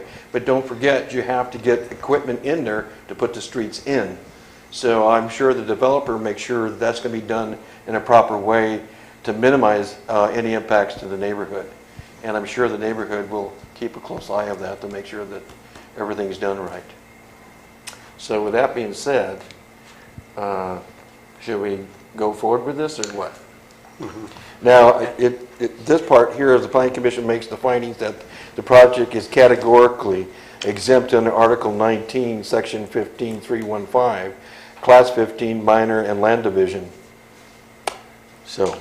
And I'd like to just maybe clarify, because I know Vanda is a little bit concerned about the remaining parcels and everything. It says, and this is the Government Code 66424.6B. Would you mind saying that more slowly? Government Code 66424.6B. Okay. Okay. It says the remaining parcel is not counted as a parcel for purposes of determine whether a parcel or a final map will be required. So it's not considered a lot for the purpose of the subdivision. Mm-hmm. And that's why you can say that this is a 4-lot subdivision with a remainder. Yeah. Mm-hmm.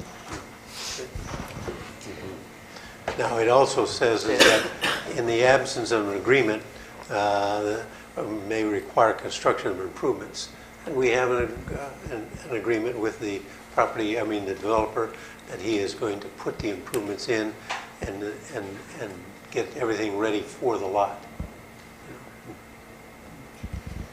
And that remainder retains the original APN and address, I would imagine. Yes. Okay. So do we have to go over all the mitigations and the steps that conditions of to make sure that we cover that, and that we if there's any other comments that we need to put in there or any other measurements that we need to put in there at this time? That's entirely up to the commission.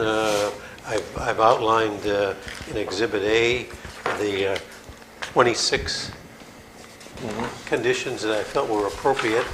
And the last one was that a traffic calming device that I felt was that a modified speed bump in the street geometric section of San Antone and 7th Street be located and be determined by the city engineer to discourage through traffic to use it. Now, I doubt very seriously if somebody's going to leave McCullamy and go up San Antone and then go down 7th Street to get over to Washington Street when they can zip down 4th Street, better road, better service, and but there's certainly going to be more traffic on 7th Street than exists now. I got one question. Is the water line from Neal's up to that project, what size is that water line? The section between 7th Street, or excuse me, 6th Street, and the thing there is a 4-inch line. And then the one up on the, coming in the other way? On 7th Street is a 6-inch main. So they're all going to be tied together? They are going to be tied together. Mm-hmm. Enough plenty of water for fire trucks? Yes. And there's a fire hydrant going in there. And the subdivision will be installing a fire hydrant as well as street lights. Can we address John Ferrer's concerns? Yes. Starting with number 3. Will the developer be required to improve those portions of the 7th Street roadway within 100 feet of the project to the same standard as described for San Antonio Street? Yeah, no. We've looked into general plan policy T7, and it doesn't, in the general plan, it doesn't elude 100 feet, and there, the city does have a asphalt overlay project. We've reviewed 7th Street, and there is deterioration of that, and it's scheduled to have a cap seal on it this summer. Okay. And number 6. And that is the mitigation measures, is we're going to extend that perimeter fencing, I called it, sound wall fencing, that's currently existing there. We're going to continue it to the boundaries of the subdivision, so it has continuity. It'll be the same wall, right? Same type of And wall. following Caltrans Yes, easement. And 15. underground utilities, those will be all extended and then connected underground. Everything will be underground to each lot. Just on this parcel? Just on this subdivision, Right. yeah. Grading activities, we have as a condition of approval of that during high wind periods, all grading activity stops. I had a question too. Okay, well, let's go through his first. MM1, clarify the minimum of 25%. Yeah, right, yeah. That, Yeah. And based on the Planning Commission's past experience with other subdivisions, we drafted in there that the front landscaping will have to be minimize the lawn and turf area, drought-resistant plants, drip irrigation. And I think that's on condition 13 and 14. Okay, but MM1, are we going to change the word minimum to maximum?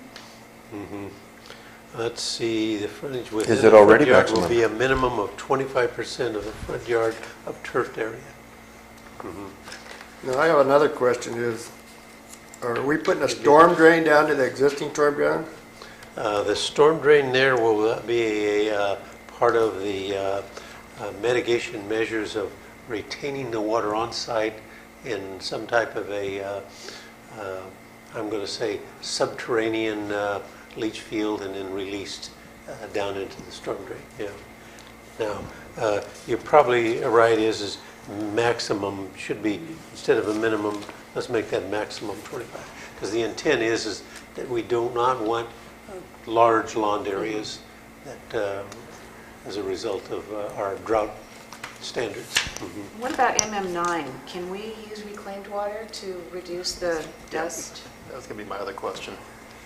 Yeah, we're proceeding. I do have a tentative agreement with the Regional Water Quality Control Board that they are issuing us a revised permit for our wastewater treatment plant that will allow us to use the reclaimed water. Okay. So that's been in the mill for several months, and we're finally getting some headway.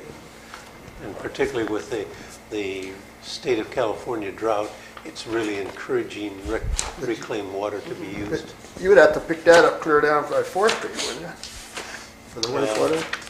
Yeah, That's the nearest line. the closest spot would be the Abbey Park, where we have reclaimed water to there. Yeah. Or you come up by the gas station. Yeah. Come through the cemetery that way. Yeah. And I want to be sure that that the Planning Commission sees the site plan and the design review. So you would reserve the site and design of the homes to have the applicants submit that? Yeah, because we are supposed to be doing that for new construction. In addition, site plan and design review applications for new homes shall require Planning Commission review and approval. Put that as condition number 27. Yeah. The applicant should submit site and design review for all new homes. That should be in there all the time. All the time. At least 27 should be a part of all applicants.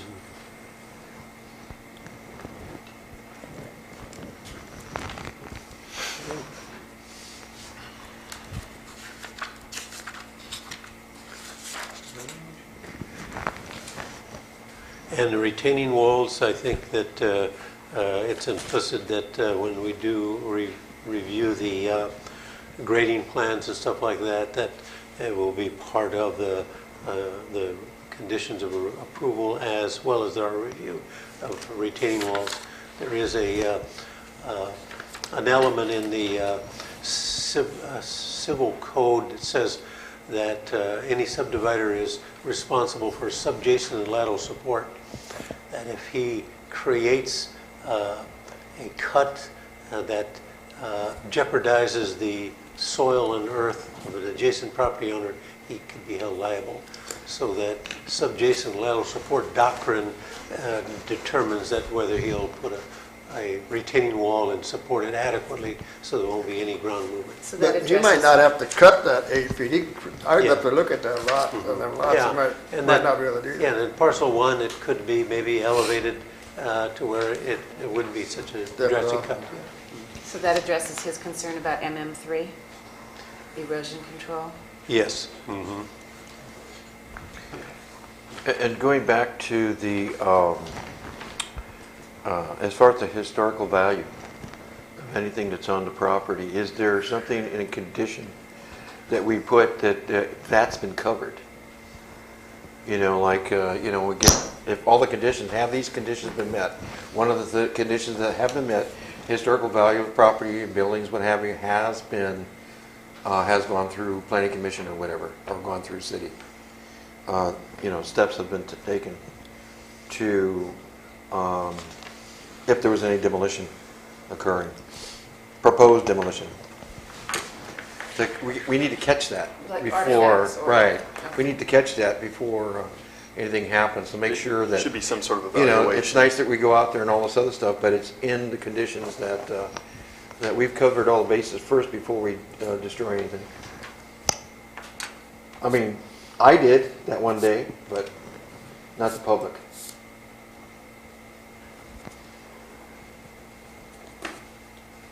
I think that might help you, Eric. And Well, Jerry, I think, Well, yeah, I think number, no, yeah. absolutely. I think number 11 covers that. Oh, okay. Condition All right. number 11. All right. Mm-hmm. All right. Mm-hmm. Okay, so the applicant shall submit the city an archaeological report. Doesn't say historical. Yeah. Archaeological includes historical, doesn't it? Mm-hmm. Or resources. But I could add that historic and archaeological. Mm-hmm. It's just something to keep in front of us. Yep. Mm-hmm. Okay. Mm-hmm. And this is just not that critical, but number 14, the applicant shall provide fire sprinkler services and fire sprinkler plans. Isn't that a state requirement? Do we have to? It's not a state requirement, it is a city requirement. Oh, okay. Yeah, right. Mm-hmm. Yeah. Mm-hmm. Is that just certain square footage you have to put sprinklers, or all houses now? All houses. All homes.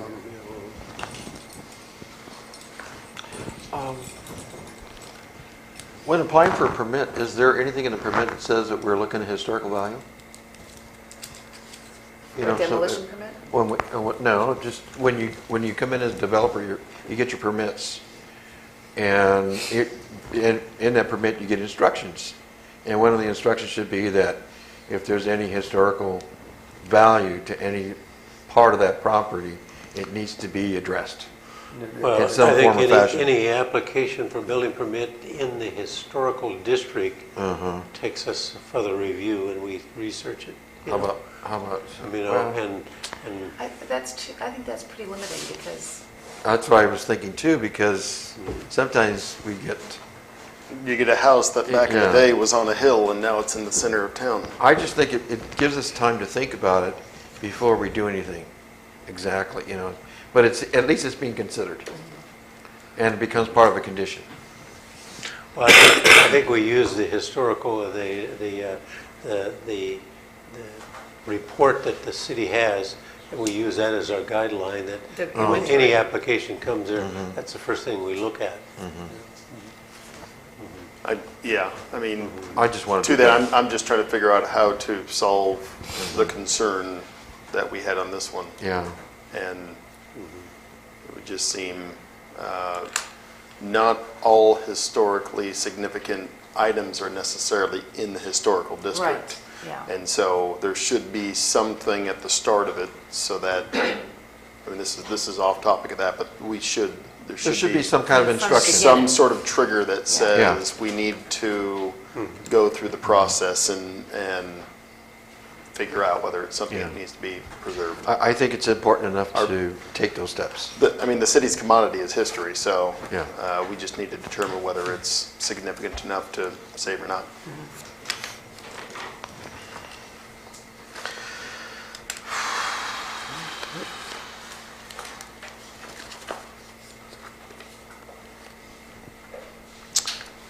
So we need to, is it a motion that we need to? Well, I'm looking at here, the steps that we're taking here. This is adopting resolution 2015 dash, what is that going to be, if that's going to be anything? It's the next number. Yes. The next number? The next number is 25, 22. 22. Yeah, so two things that are happening here. Planning Commission makes the finding that the project is categorically exempt under Article 19, Section 15315, Class 15 minor land division. So we need to be in agreement with that. Item 8 here, adopt Resolution 2015-22, a resolution of the Planning Commission making findings for a categorical exemption for MS 2 2015-51 at 69 San Antonio Street. We need to agree with that. And planning deliberates and makes the determination of either deny or modify or approve with conditions and mitigations measures or continue the application to a date certain. Which page are you looking at? Yeah. That was in the That package was the here, next third to page of the staff. next to 26, after 26. Item 26 of the condition. Mine's out of order then. So those are the things we need to consider right now. He's on item number 8. 7, 8, and 9. I'm really lost. Yeah, I am too. Which one is it? It's not this. Yeah, that's it. It is that. Which one? This one. Oh, Those are steps we're taking calculate. to approve or disapprove or... So, I'm in agreement with going forward with 7, 8, and 9.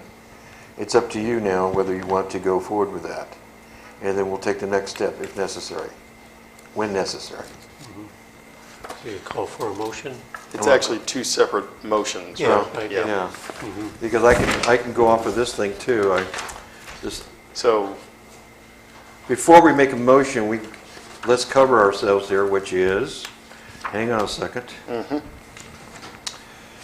Okay, whereas for this resolution, which is 2015-22, whereas the Planning Commission conducted a public hearing on today for minor subdivision 2015-51, and whereas the Planning Commission received oral comments, written correspondence, electronic communication, and public testimony at the public hearing, and whereas the Planning Commission acknowledges that notices were sent to property owners within 300 feet of the project boundaries as listed on the latest equalized assessment roll, and whereas the Planning Commission reviewed the staff report, the initial study and environmental checklist for the project together with findings for the California Environmental Quality Act, and whereas based upon the information received at the public hearing and in light of the whole record before the Planning Commission, the conditions of approval and mitigation measures agreed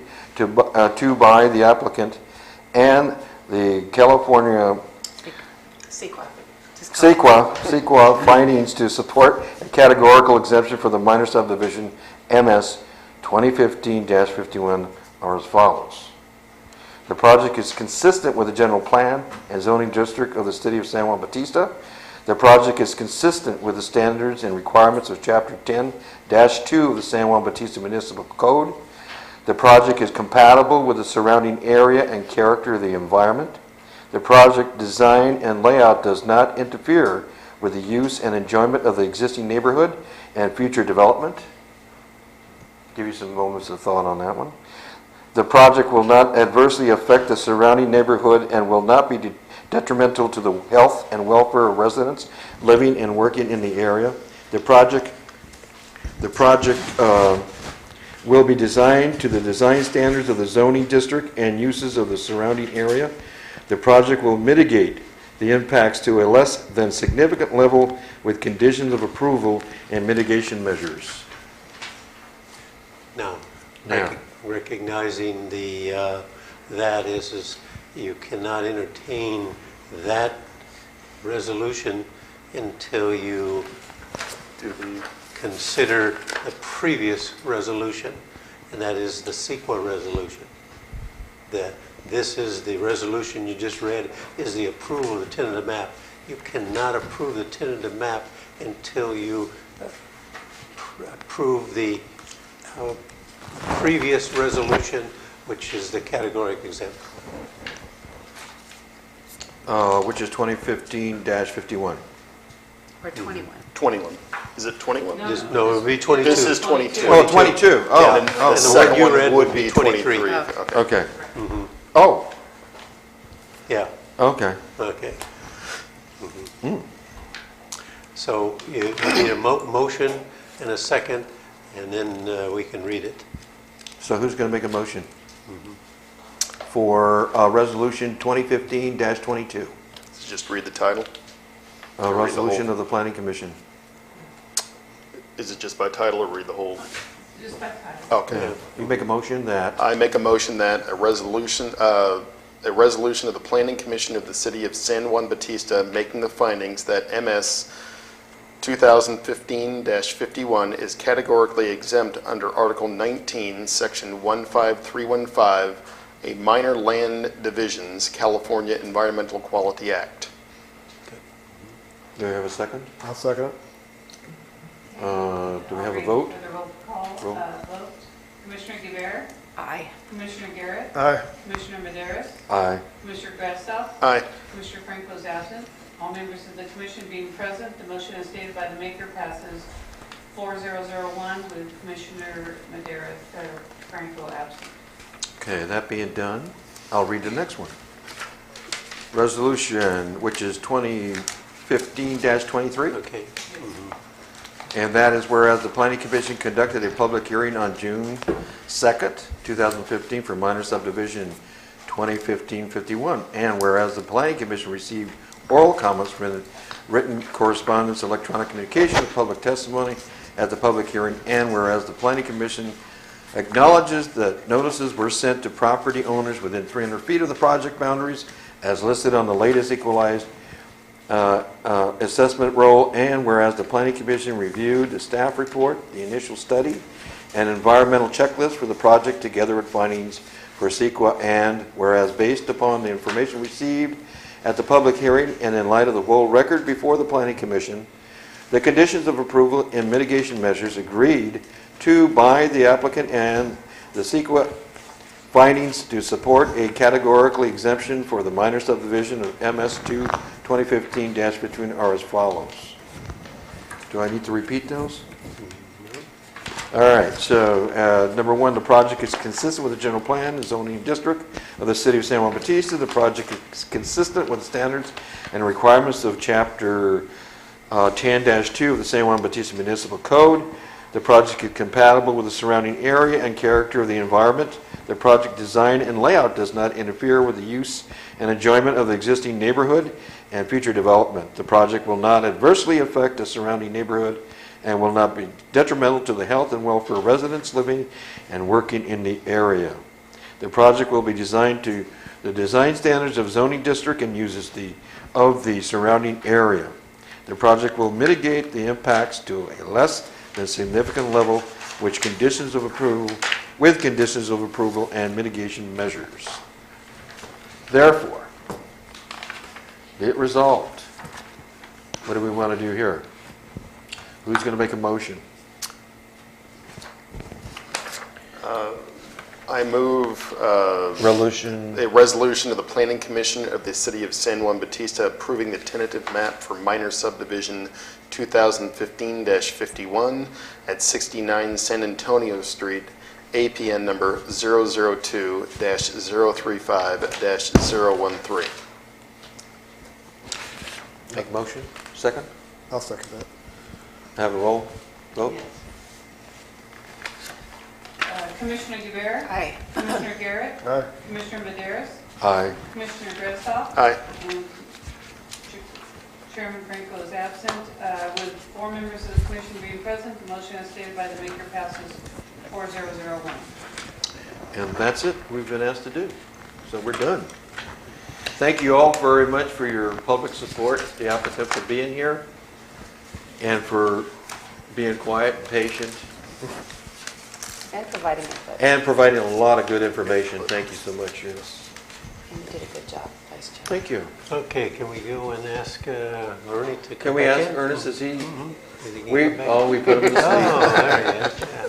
Yeah, He's loving it back there. yeah. I didn't see your hand come up. You could have raised your hand. I didn't want Oh. to have this thing appealed to that.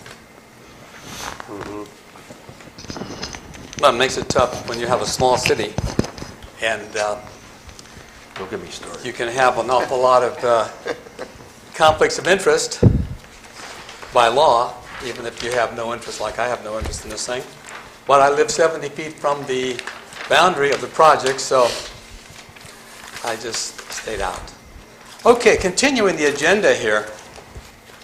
The next item on the agenda is an action item. Consider a use permit for Hacienda de Leal under Section 11-04-030B of the Municipal Code. And we've had this one on there for a long time. There's been an awful lot of questions asked and very few answers given. Been a lot of concerns and a lot of unresolved issues. So what I'm going to do is ask staff to give us a briefing, and then I would like to start getting some answers to the questions. Staff. Okay, thank you, Mr. Chairman. You know, the property was, in 1979, consisted of about 3.9 acres and was situated at the corner of the Alameda and San Juan Hollister Road. And at that time, in 1979, the Planning Commission approved a 42-unit motel and a 40-seat restaurant on the entire 3.9-acre site. The motel was subsequently built in the early 80s, and the restaurant was never built. The property then was subdivided in 1981 into a 2.78-acre parcel and a 1.12-acre parcel. The property remained in that same condition since July 8th of 1981. Mr. Dadwell entered into an option agreement to purchase the 1.1-acre parcel and subsequently submit an application in 2013 to construct a multiple fuel island dispensing station, convenience store, and a quick-serve restaurant. The applicant presented the informal presentation to the Planning Commission on December 3rd, 2013, and followed up with a formal application in December 20th, 2013. Meetings were held on July 7th of 2014, special meeting on January 23rd of 2014, and February 4th of 2014.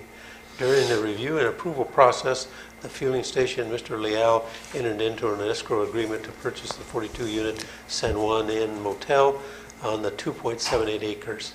At the site, at the meeting of February 4th, Mr. DeVries, representing Mr. Leal, asked the Planning Commission to continue the item to give Mr. Leal more time to review the project. The Planning Commission approved the project February 4th, 2014 by Resolution 21404. An appeal was filed February 11th, 2014 by Mr. Leal against the fueling dispensing station. The applicant subsequently then had submitted various applications to the city to improve the project, and 5 building permits were issued. One of the permits was issued on May 14th to perform the roof repair, sink installation, and rafter repair. During the roof repair and sink installation and covered roof area of the old swimming pool structure, a pizza oven was constructed with a serving counter to provide food service and beverage to the patio area for the guest staying at the inn. The applicant used this arrangement to classify the pizza oven as a restaurant and has obtained a permit from the San Benito County Health Department for the operation of said oven. Does a permit granted by the Health Department establish a restaurant in the city of San Juan Bautista? The building is zoned commercial and the restaurant are required to obtain a conditional use permit to establish and operate a restaurant within the commercial zoning district. There is a discrepancy in the zoning ordinance matrix for commercial districts. The current matrix does not allow restaurants. However, in the 1992 edition of the zoning district, restaurants were allowed. Now that the issue should be addressed, does the outdoor pizza oven meet the definition of a restaurant, and does the operation of a pizza oven in an outdoor environment qualify as a restaurant? Further, should the applicant make an application for the Planning Commission for the approval of an authorized to operate a restaurant? The original restaurant proposed back in 1989 was for a 40-seat sit-down restaurant. The staff report presented this to the Planning Commission on March 3rd, 2015, and provided facts and issues. See attached March 3rd, 2015 report. And I have those here. Thank you. So basically, first of all, is the applicant here? Mr. Leal is here? Okay. We have been carrying this thing for some time, waiting for staff to come up with some determinations. And I think it's time that we do something with this thing to clear the agenda. So the Planning Commission has to make some determinations about this use permit. The use permit was issued, and there's no problem. It's 43-unit apartment, motel, 42-unit restaurant. So that was fine. And all of a sudden, at some point, over a quarter of the property was sold off. Now, the original use permit was covering the entire property because permits were issued to the land. And all of a sudden, a quarter of the land is gone. So we have to make a determination whether we have a valid use permit for anything left on it, or that permit should be revoked and reissued in today's standards. But there's an intensification of land use when you're going to do a big project on 3/4 of the land that it was originally planned for. And so that's one of the things we want to get into. The applicant checked with the health department in terms of the pizza oven and trying to make that as a restaurant. The health department standards are very loose, very lax, because if you're serving food, they call it a restaurant. But does that meet the requirement of the city of San Juan Bautista? The food facility, 42 seats and 43 units, indicates to me that that was a facility basically for the people there and occasional public people coming in. Was this food facility for the guests, or was it considered a public restaurant in which it would be advertised widely? Again, does the outdoor pizza oven in an outdoor environment qualify as a restaurant?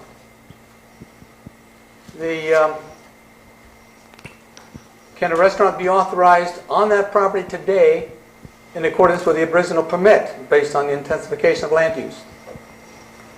Does the intensification of land use negate the original use permit and require a new permit?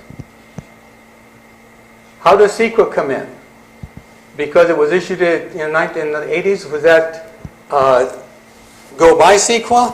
Or when it comes in for a permit, does it trigger a project that has to be reviewed in accordance with the California Environmental Quality Act? There's a sit-down, 42-seat sit-down restaurant equate with a pizza oven and outdoor seating. If alcoholic beverages are served at events on the premises, what type of liquor license is being used? Did the original permit include public assembly events on the premises at all? Should the Planning Commission revoke the existing use permit for non-compliance and require that the new permit be secured? These are the things I think we should be discussing and come up with an answer for each one of them so that we can give direction and make a final determination whether to proceed with the permits or start new ones. I'd like to ask Roger a question. How come this didn't come in front of the planning commission, this big remodel job that they did? They restuckled outside the building, they tore the swimming pool out without no permits, they tore the observatory down, that old building, not the old building, but the tower down with no permits. They tore the roof off of the lobby and redid the whole roof, which should have had a sprinkler system put in it by law. Yeah. How did it get this far? I think in the application of the building permit, the first building permit was issued for internal modifications of the rooms. That was it? And yeah, right. And that was a discretionary permit to say, okay, he's going to clean up all of the stuff. And the next application is that he wanted to take the roof and take it off and secure it so that it didn't leak, and then redo it. And then he put it back on. It looks a little bit different, but it was the same type of roof. What about the stucco? Third application was the restuccoing it and bringing it up so that it had a nice, pleasant look and everything, and it consistent with the swirls, and paint the thing. The fourth permit was issued for the administrative office, where he re-roofed that and then took out some improvements and stuff like that.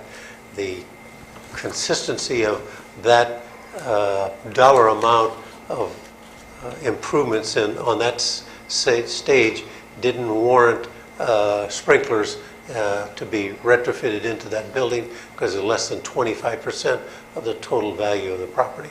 But under the state law, if you have a hotel, a motel, that you have to have a sprinkler system in it now? Our particular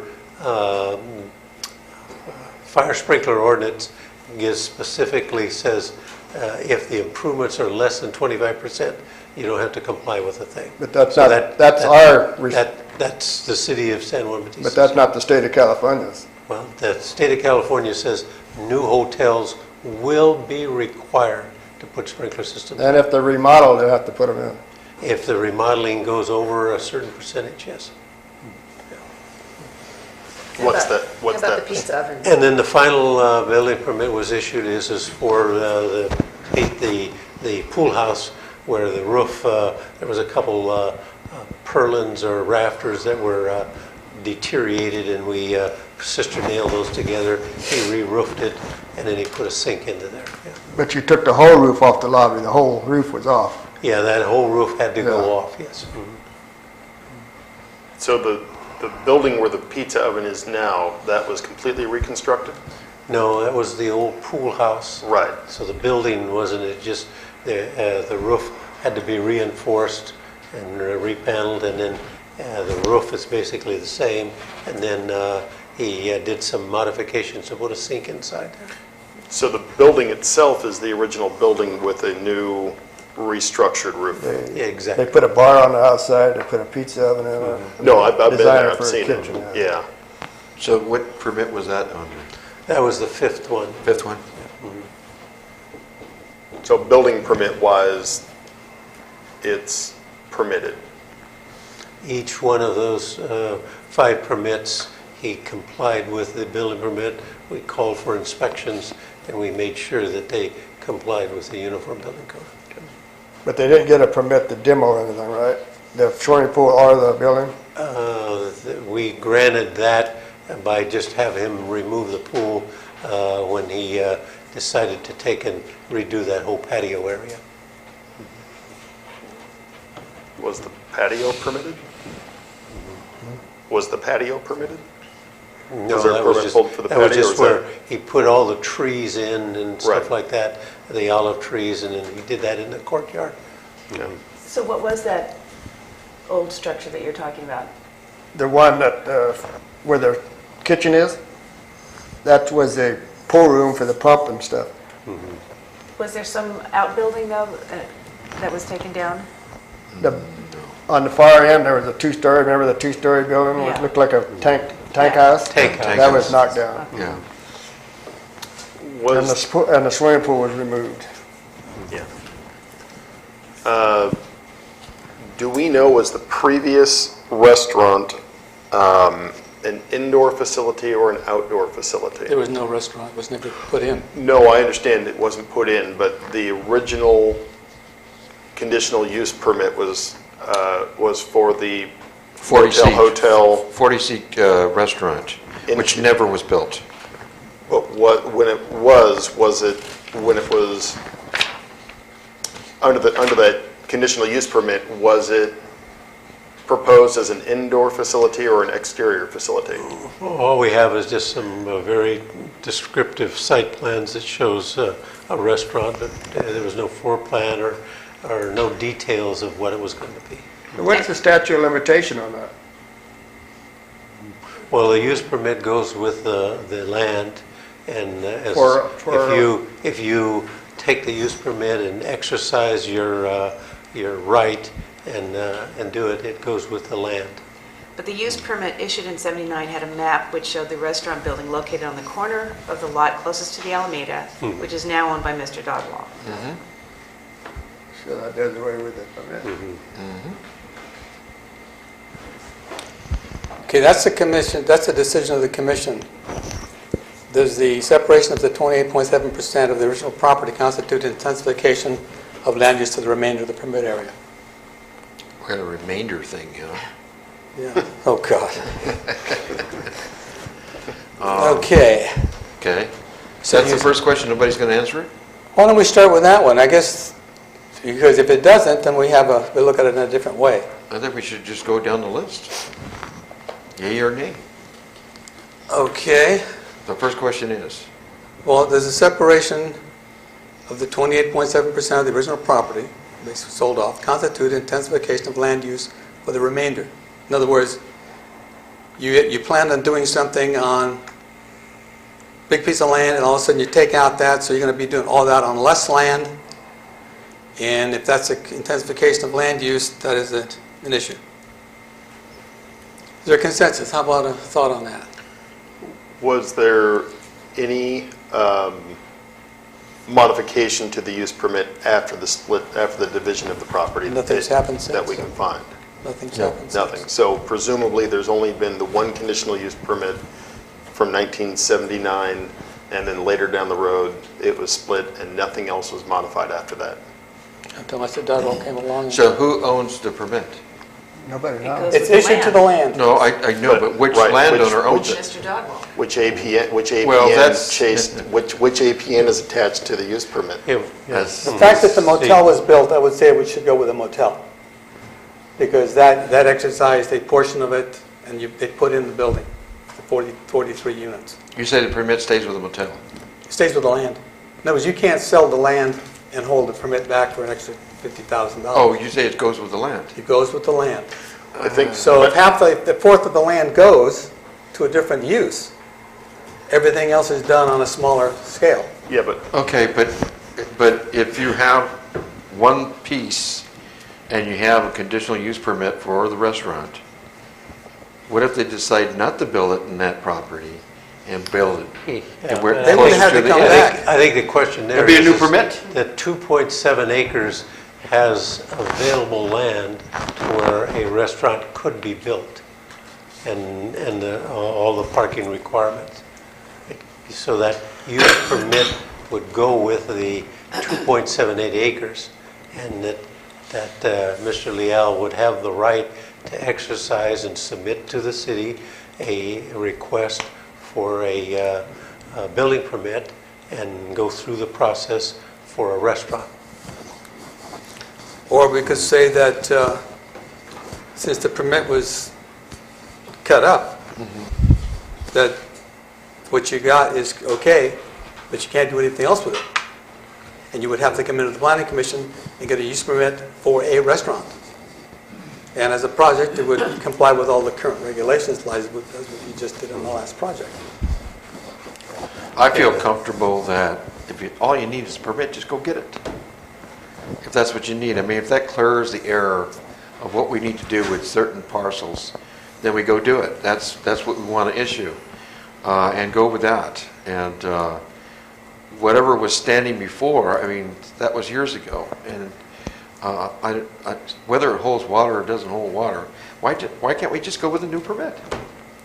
Just get me done with it. And now that gets into the next question is the current code requires a conditional use permit to build a restaurant. He has a use permit.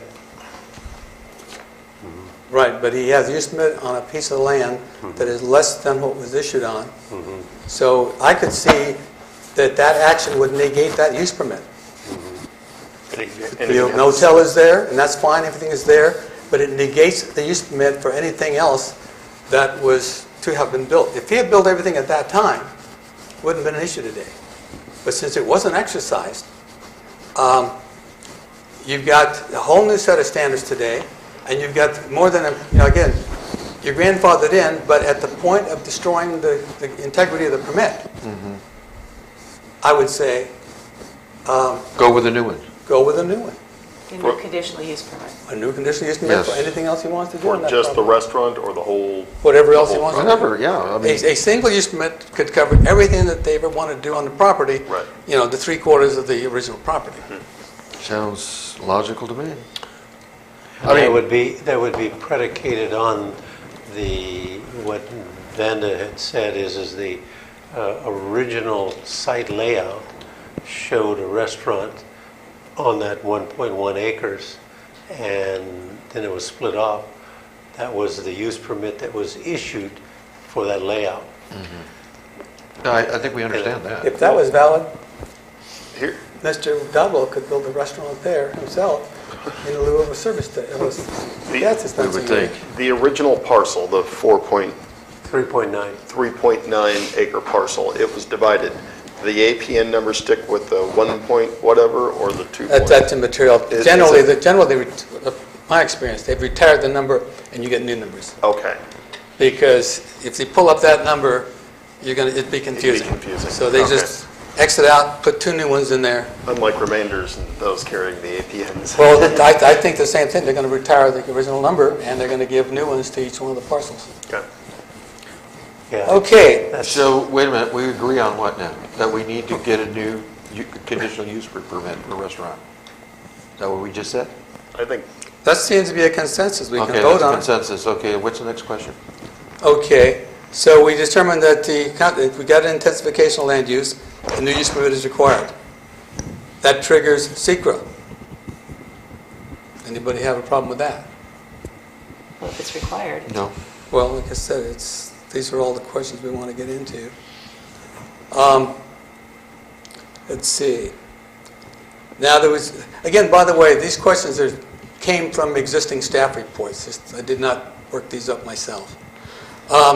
There is a pizza oven facility. Is a pizza oven facility a restaurant in anybody's estimation here? My answer is yes. Is Hardenia's where they have the opening, outside restaurant, that's a restaurant. JJ's is a restaurant. The difference is they have an open area. The food is prepared off-site and only cooked there. I think that's the... Still same. I'm not saying it's not. You got to go to the kitchen, and then you prepare the food and you bring it outside. And the oven is pretty much the same thing. The pizza oven is pretty much the same thing. There you've got a I just say yes. A building that has a restaurant and seating inside, and they have extended it to their patio. Yeah. Which they just come here, mariachi music and stuff. Don't have a roof over it, but it's a restaurant. But again, it's ancillary to that brick and mortar building. JJ's is a brick and mortar building with seating, and they extend it outside in nice weather. People enjoy it. This is okay. What about Vertigo? And I think that's where I think you have to go back to our code there. It just says dining outside is an accessory to a restaurant. Yeah. What about Vertigo? They got an oven outside. But they've got an interior. So does the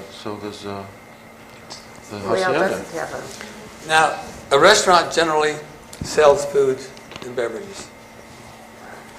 Is this pizza oven to serve the needs of the people who are staying at Hacienda? in which case it's not really a sale restaurant, it's just a convenience for the clients. It's just the kitchen. So then Cafeteria. If it's for Is the that what you're saying? If it's for the clients only, then is it considered a restaurant? I think it's not going to be, well, I can presume that it's not just going to be for clients. Say, so then that would kick it into the fact that it's not just a straight restaurant, it's a pizza oven. And if Eastman comes in for a restaurant, he can develop a full-fledged restaurant, seating inside and patio seating, which is what you would be looking for. That use permit will cover everything that you want to do over and above what's there. And at this point, see, because like I said, food facility for guests, Any pictures of the oven? is that considered a public restaurant? Probably not. But that's open to discussion. I just say it's a restaurant. Well, so then the question we need answered from is that we need to know, is this a service to the public or a service only to guests? Then the health department gave like I said, they gave a permit, and they call it a restaurant. But in San Juan Bautista, all of our restaurants are brick and mortar with ancillary use, i.e. the outdoor seating. Well, I think more important than that is, irrespective of the San Benito County Health Department, by them granting a permit, that does not establish a permit under our municipal code. It has to be by the governing body of this to establish a permit. It's just like if ABC issued a hard liquor license there, would have no standing in the city because the use permit had not been issued for a hard liquor license. Yeah. And ABC does hold back until the cities make a determination before they act. I would say is that we should take and chronicle these questions and forward this to our city attorney and have them give us an opinion. Absolutely. Well, let's go through the rest of this stuff, Yeah, so at okay. least when so you that we go to the attorney, at least you have an idea. Chronicle, the questions. You have an idea what the commission's viewpoints are. Okay, we need to know, the applicant is in the alcoholic beverage business, i.e. wine. And alcoholic beverages are served at the events on the premises. What kind of a liquor license is being used? We need to know that, to include that in a permit. Did the original permit include public assembly events? They have a lot of public events there with a lot of people coming in, enjoying their wine and whatever else is being served there. I don't recall seeing anything on the permit, but that's something that could be included. A public assembly, up to so many people or so many events a year, however the commission wants to do it. Let's see, the disintensification. Okay, I guess another key one is the disintensification negate the original use permit. I think that needs its own answer.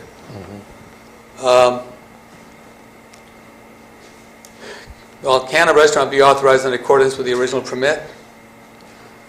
I think we kind of decided it needs a new one. Let's see, and then the health department does not make regulations for the city. They support what we do through their health regulations, but they do not say they can do this or they can do that. We say use permit is issued, use permit is modified, use permit is revoked, or whatever. So, what more does we need to? Like I said, I just brought these things up for discussion, and I think we need to talk What about about parking requirements? that. Would come up in a use permit because by the time you do your environmental review, there would be an impact as to how many spaces were needed for all the uses that are going to be done on a property, which at this time we don't know. We've had discussions of having an auditorium out there, 20,000 square feet on the roof, a two-story, what do you call, spa-type services. So until we get a use permit that has everything listed on it, we won't know. And so we would be waiting for the attorney to come up with us. But I mean, all those things would take a use permit. And parking is an issue in this town. Anything else? Just comments from the commissioners. Well, I think we definitely need to refer to the city attorney and verify what our thoughts are, But make sure, or give some recommendations. if you got thoughts, now's the time to bring them up so that they get recorded. Well, I think, yeah, I mean, as far as the pizza oven being a restaurant, I'm not, I mean, I know it's not prepped there, so then it's just a kitchen. So I don't really know how that lays out. That I don't know what the technicality is. Yeah, I think you have to read section 11-04-30, which says, all uses conducted entirely within the closed building within the exception of outdoor designing as an accessory use to a restaurant are permitted. So it all goes back to the municipal code. Yeah, right. So if it becomes a restaurant, then it should have a sprinkler system in it, Public health and safety. because it's a kitchen. So we could, so I would say ask the staff to come up with a permit that we can review with all the questions and answers attached. Or So that should- we could say, that's what we want to permit. Oh, I mean, we're talking about this section right here, this one. Oh, we're talking about the Questions, yeah. 1979 use permit. Yeah. Well, I still think the attorney should be consulted. Yeah. Yeah, no, I meant, Yeah. that's being part of it, Yeah, yeah. define it. Absolutely. And then, And that way we can approve it, which way or the, I mean, we can entertain approval, because now we know what we're talking about. Oh, we'll What need we an want to go app- forward with. We will need an application Yes. stating all the things that are Yes. wanted, and Yes. like I say, one use permit Yeah. covers the whole thing. the other Clarify question, everything. yeah, the other question I'd like to know is, does the status of that kitchen change if it's for public use or client use? I think you cover all the bases. Because right now, my understanding You need is to cover all the bases. for their breakfast, again, they're having food made off-site and Yeah. brought in, and it's being done buffet style. I mean, that's not really, you're serving, you're not really, We need to cover all the bases. yeah. So that it doesn't come back and bite you. Because that's the key thing. If you issue a permit that causes grief and the property changes hands, the owner is going to have to suffer the pains and tribulations of an illegal permit or something that should have been covered, and that's when the appraisers find everything. Okay, this is a public discussion time. Does anybody in the public want to comment on this? For, against, in between? I'm not What for about the or applicant? against, so I guess I'm in between. Glad to have you with us. I've been to many hotels that include breakfast. They have a kitchen and they serve guests only. If that's what he wants to do, then he shouldn't need a restaurant permit, I wouldn't think. But you would have to check with the hotels that are doing that in the cities that they're doing it and see. The other thing I don't understand, these hotels have a kitchen. It sounds like he does not have a kitchen, he just has an oven. Pizza. Sink. Which can't qualify as a restaurant, there's no kitchen. But, and the other thing I don't quite understand is permits do expire, I believe. I mean, you have to go with whatever your lawyer says, but if I got a permit to re-roof my house and I didn't do it for 10 years, do I still have a permit to re-roof my house? think That you lose doesn't it. even make sense. I think you lose it after 6 months, but no, if a permit for a use can be issued for a set amount of time, say even allowed it to be renewed. This way, in case something occurs that the commission should, or the city should be concerned with, you can pick it up when the thing expires. And if you don't renew it in time, it's dead and you have to start from scratch. But in general, the permit is issued to the land, not to the individual. In perpetuity. And it's been in perpetuity. But, It is in perpetuity. but see, what happened to this permit? A quarter of the property was separated and sold off. Right, which hopefully negates a That's- permit because you've got a smaller piece of property. Right, and that's one of- that's Which one of- changes everything. That's one of the key issues that's going up to the attorney. See, we've been talking about this, and so I figured now's the time the fish are cut bait, you know?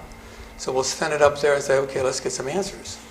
Well, good luck. And if he or she comes by and wants to discuss it with the commission, we'd be more than glad to. But we really need to find out, because this may occur again, and you don't want to get caught not knowing what to do. Thank you. Thank you. Whether, the thing is whether restaurants, what they're doing other places, I mean, we have to speak for San Juan Bautista. What do we want? And our voice has to be heard through our permits in a way that instills, you know, the best opportunities for somebody to make business in this area. Yeah, successful business. That's it. And if we don't like how the municipal code reads, then perhaps it's time to change it. Yeah. So I recommend we get the attorney and let him make that decision. If the permit's no good, then we go through the process to get it. That will solve a lot of our problems. We'll know exactly will. how to advise the applicants. And then the city can speak as one. See, And one answer. See, and tonight we're getting, all this input is not good, bad, or indifferent. It's input that goes to the attorney. And if we don't say it, they're not going to know what we think about it. Okay. So we got this one? Next? Staff, is this adequate for you to proceed? I have another public comment. Oh, good. hey, Chairman Fantastic. Grossow? we're glad to hear anything that comes up here. I just want some clarification too, because I'm trying to hear everybody and get all of this soaked in. Vertigo has a restaurant license, but has the pizza oven outside. But they have a kitchen and it's a restaurant permit, what they have. They prepare food inside. Prepared foods. I don't ever remember seeing something outside of Hardeen's, but JJ cooks inside, but you can eat outside. Hardina's cooks inside, and then if you you're can eat sitting out outside. there, they just bring it, your waitress brings it to Same you. thing. My question is, I hear that the hotel has a kitchen, but then I've heard it doesn't have a kitchen. Does it have a kitchen? Well, that's going to be determined whether the pizza oven is a kitchen or not. Well, no. A restaurant, rather. Taking that out of the equation, does the hotel have a kitchen? No. In the main building, In no. the main building? No. Okay, so that's where I kind of was getting a little confused, because I wanted to see if they had a kitchen and they're preparing food there and they cook it outside, that's still considered a restaurant, but if they don't have a kitchen, that's what we're trying to determine, correct? Okay, just wanted some clarification, thank you. There were plans to put a hall in with a kitchen. Right? 20,000 square feet. Unfortunately, that's not going in. 11,200. Okay. We don't need a vote or something. Staff, just in general direction, I think consensus for general direction? Yeah, direct the staff. If and, anything's missing, it's live streamed. Yeah. I know having to hear it once is bad enough, but. Okay. That being said, let's go to the next item. Condition use permit. Okay. Minimum lot size for residential districts. Because we had talked about having different lot sizes in developments. Smaller lots theoretically cost less and could be more affordable to, say, young couples coming up. See, when you say affordable, you're not saying, well, you were looking for the poorest of the poor. You're looking for people who are full-time working, two incomes, and can't afford a house. That's a good example. So if they had a smaller piece of dirt, theoretically they would be paying less, and that would bring them into the housing market. We do concern about the size of houses, like mansions are really not desirable.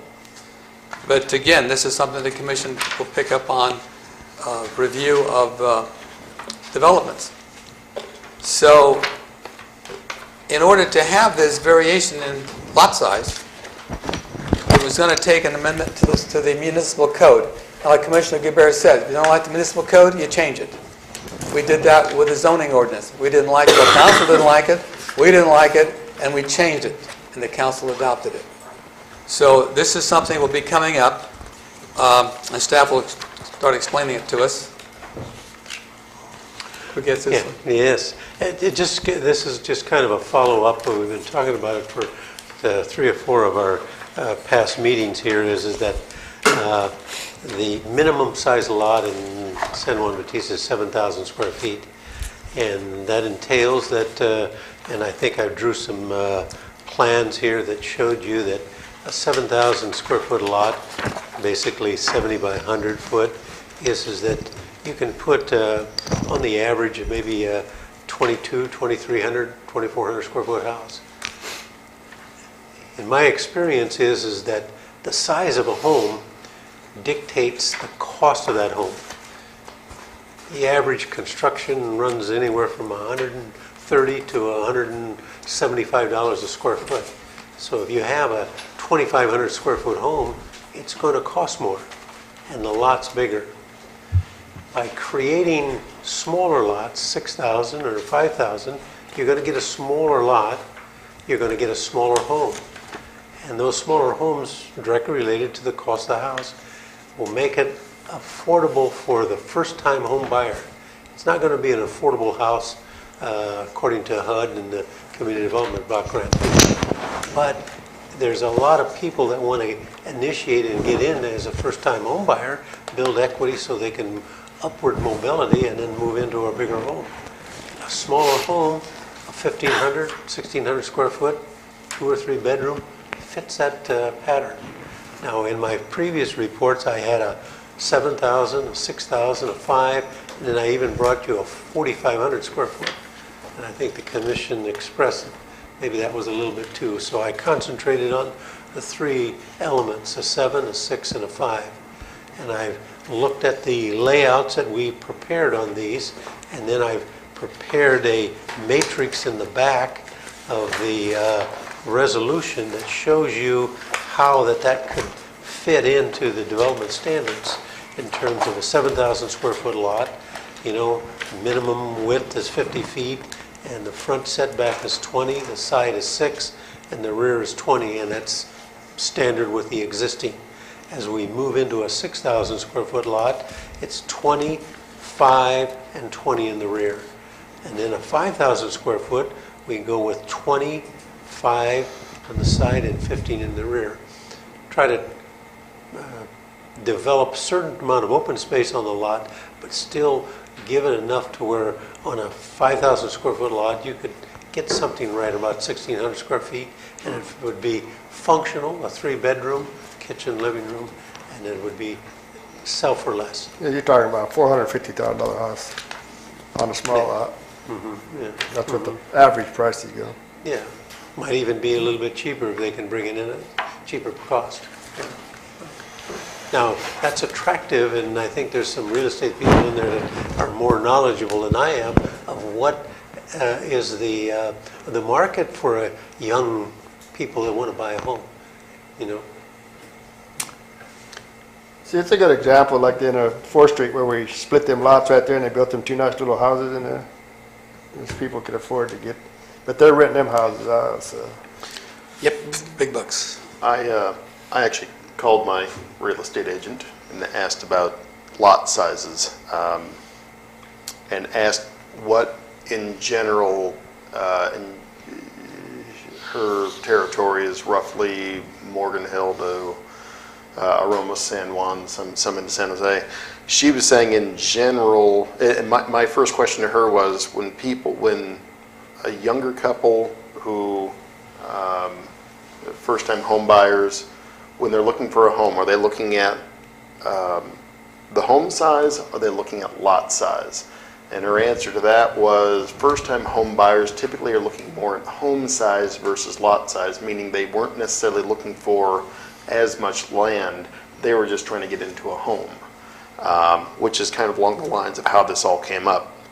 She said in general, buyers are looking for anywhere between 5,500 and 6,500 in most areas and above, but a starting point 55 to 65, that was her general.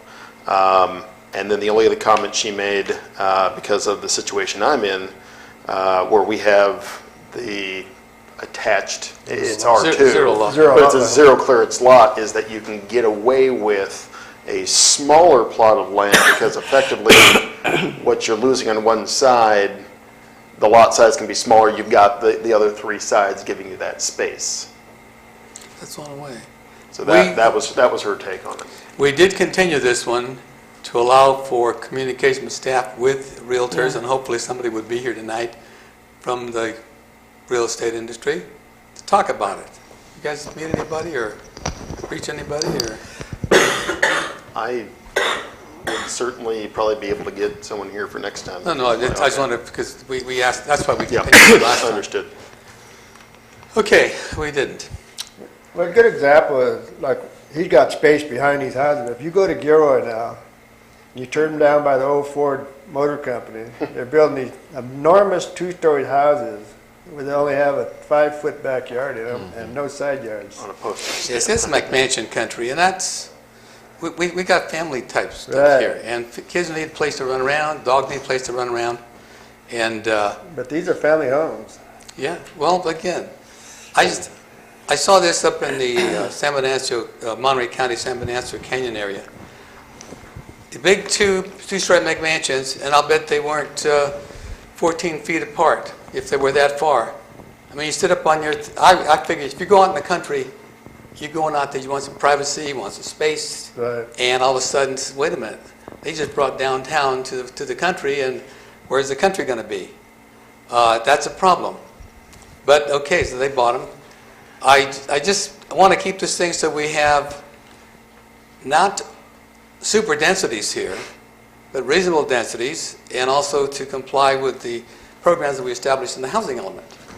And that is to find housing for all kinds of folks, of all economic levels. You got a lot of disabled people in the world, and this damn war is bringing more disabled people into the area that need a lot of help. And So, and to follow up to what Ernie says, that's why when I was looking at the setbacks of the smaller lots, I wanted to make sure that we don't create the monster big homes on a small lot. That we have a 5-foot setback on the side, 15 in the rear and 20 in the front, so that we have that certain amount of open space. It entails, and it almost forces you, is that 5,000 square foot lot with those setbacks, you're going to get a smaller home.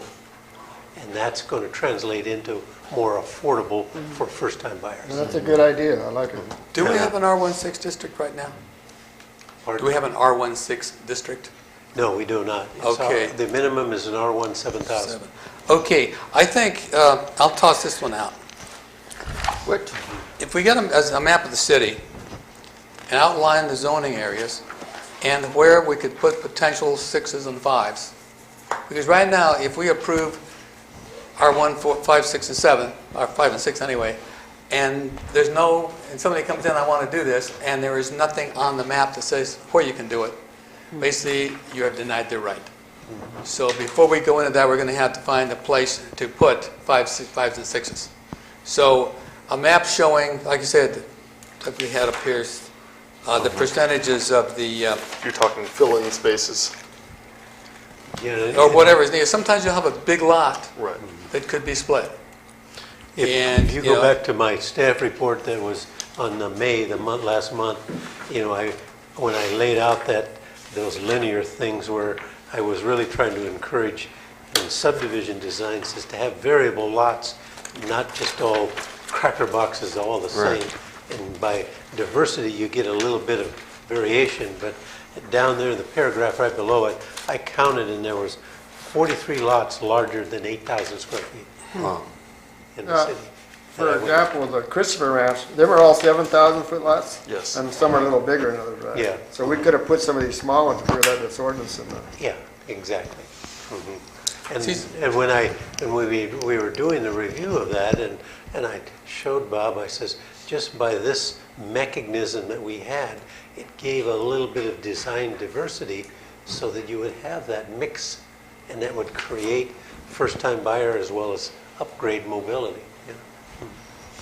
That's what it's about. If you want to get people in this town, you're going to have accommodations. Yeah. And big, large lots aren't going to be for everybody. Flexibility and diversity is key. Say again? Flexibility and diversity. It's about diversity. Yeah. Yeah, flexibility. I think this commission says And that's what flexibility. San Juan's made of. We've done a lot of flexibilities Yeah, San Juan's made within that. the law. Yeah. But yeah, you can make things happen. Yep. And by the same token, you can keep them from happening. But I think this commission has made every effort, especially in the commercial areas, to make things happen. Beyond that is beyond our control. So what about the resolution? Oh, I don't think we're ready for that tonight, Oh, because I if you approve it, But we the want to district, that wrap there's it no up, place don't to we? do it. I was going to ask staff, can you get us a map showing these different lot sizes and where, where, just because you have a lot that's, 120 feet wide, doesn't mean the guy wants to do it. No. But there's opportunity there, and real estate will say, if you don't want to do it, I got somebody who will. I mean, the market will take care of itself, but we need a place where the realtors can start working with it. And maybe that's something you can ask the realtor, say, look, here's this map, what do you guys think? Yeah, and that's a good point. I just want to call your attention to, and in doing all this stuff and researching it, is footnote number 13. And I want you to pay attention that that's at the bottom of the matrix. And it just says, the Planning Commission may grant a designation of R 6,000 or 5,000 on any lot within the R single-family district on a case-by-case basis, taking into consideration topographical, surrounding neighborhood, design diversity, economic conditions, and housing needs. And you can add more into that. No, I got a problem with that. This zoning is an ordinance, it's a law. And I don't know that we can just legislate through a use permit.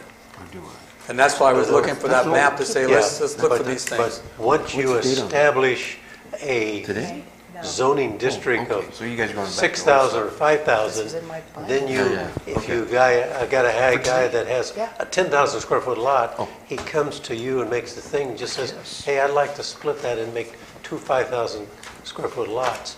You're going to evaluate this on criteria and say, yeah, okay, it meets that zoning district classification. That's what we did on 4th Street. That's what we did on 4th Street. Yeah, And on 4th Street. Exactly. Did we do this on a They were planned under unit? 7,000 square feet. He did this on a planned unit development. Yeah.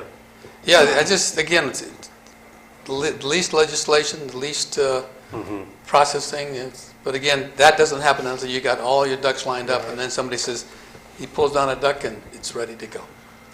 And I guess what I'm really saying is that when you have an R1 category, single family in your general plan, that to you entails a 7,000, a 6,000, or a 5,000.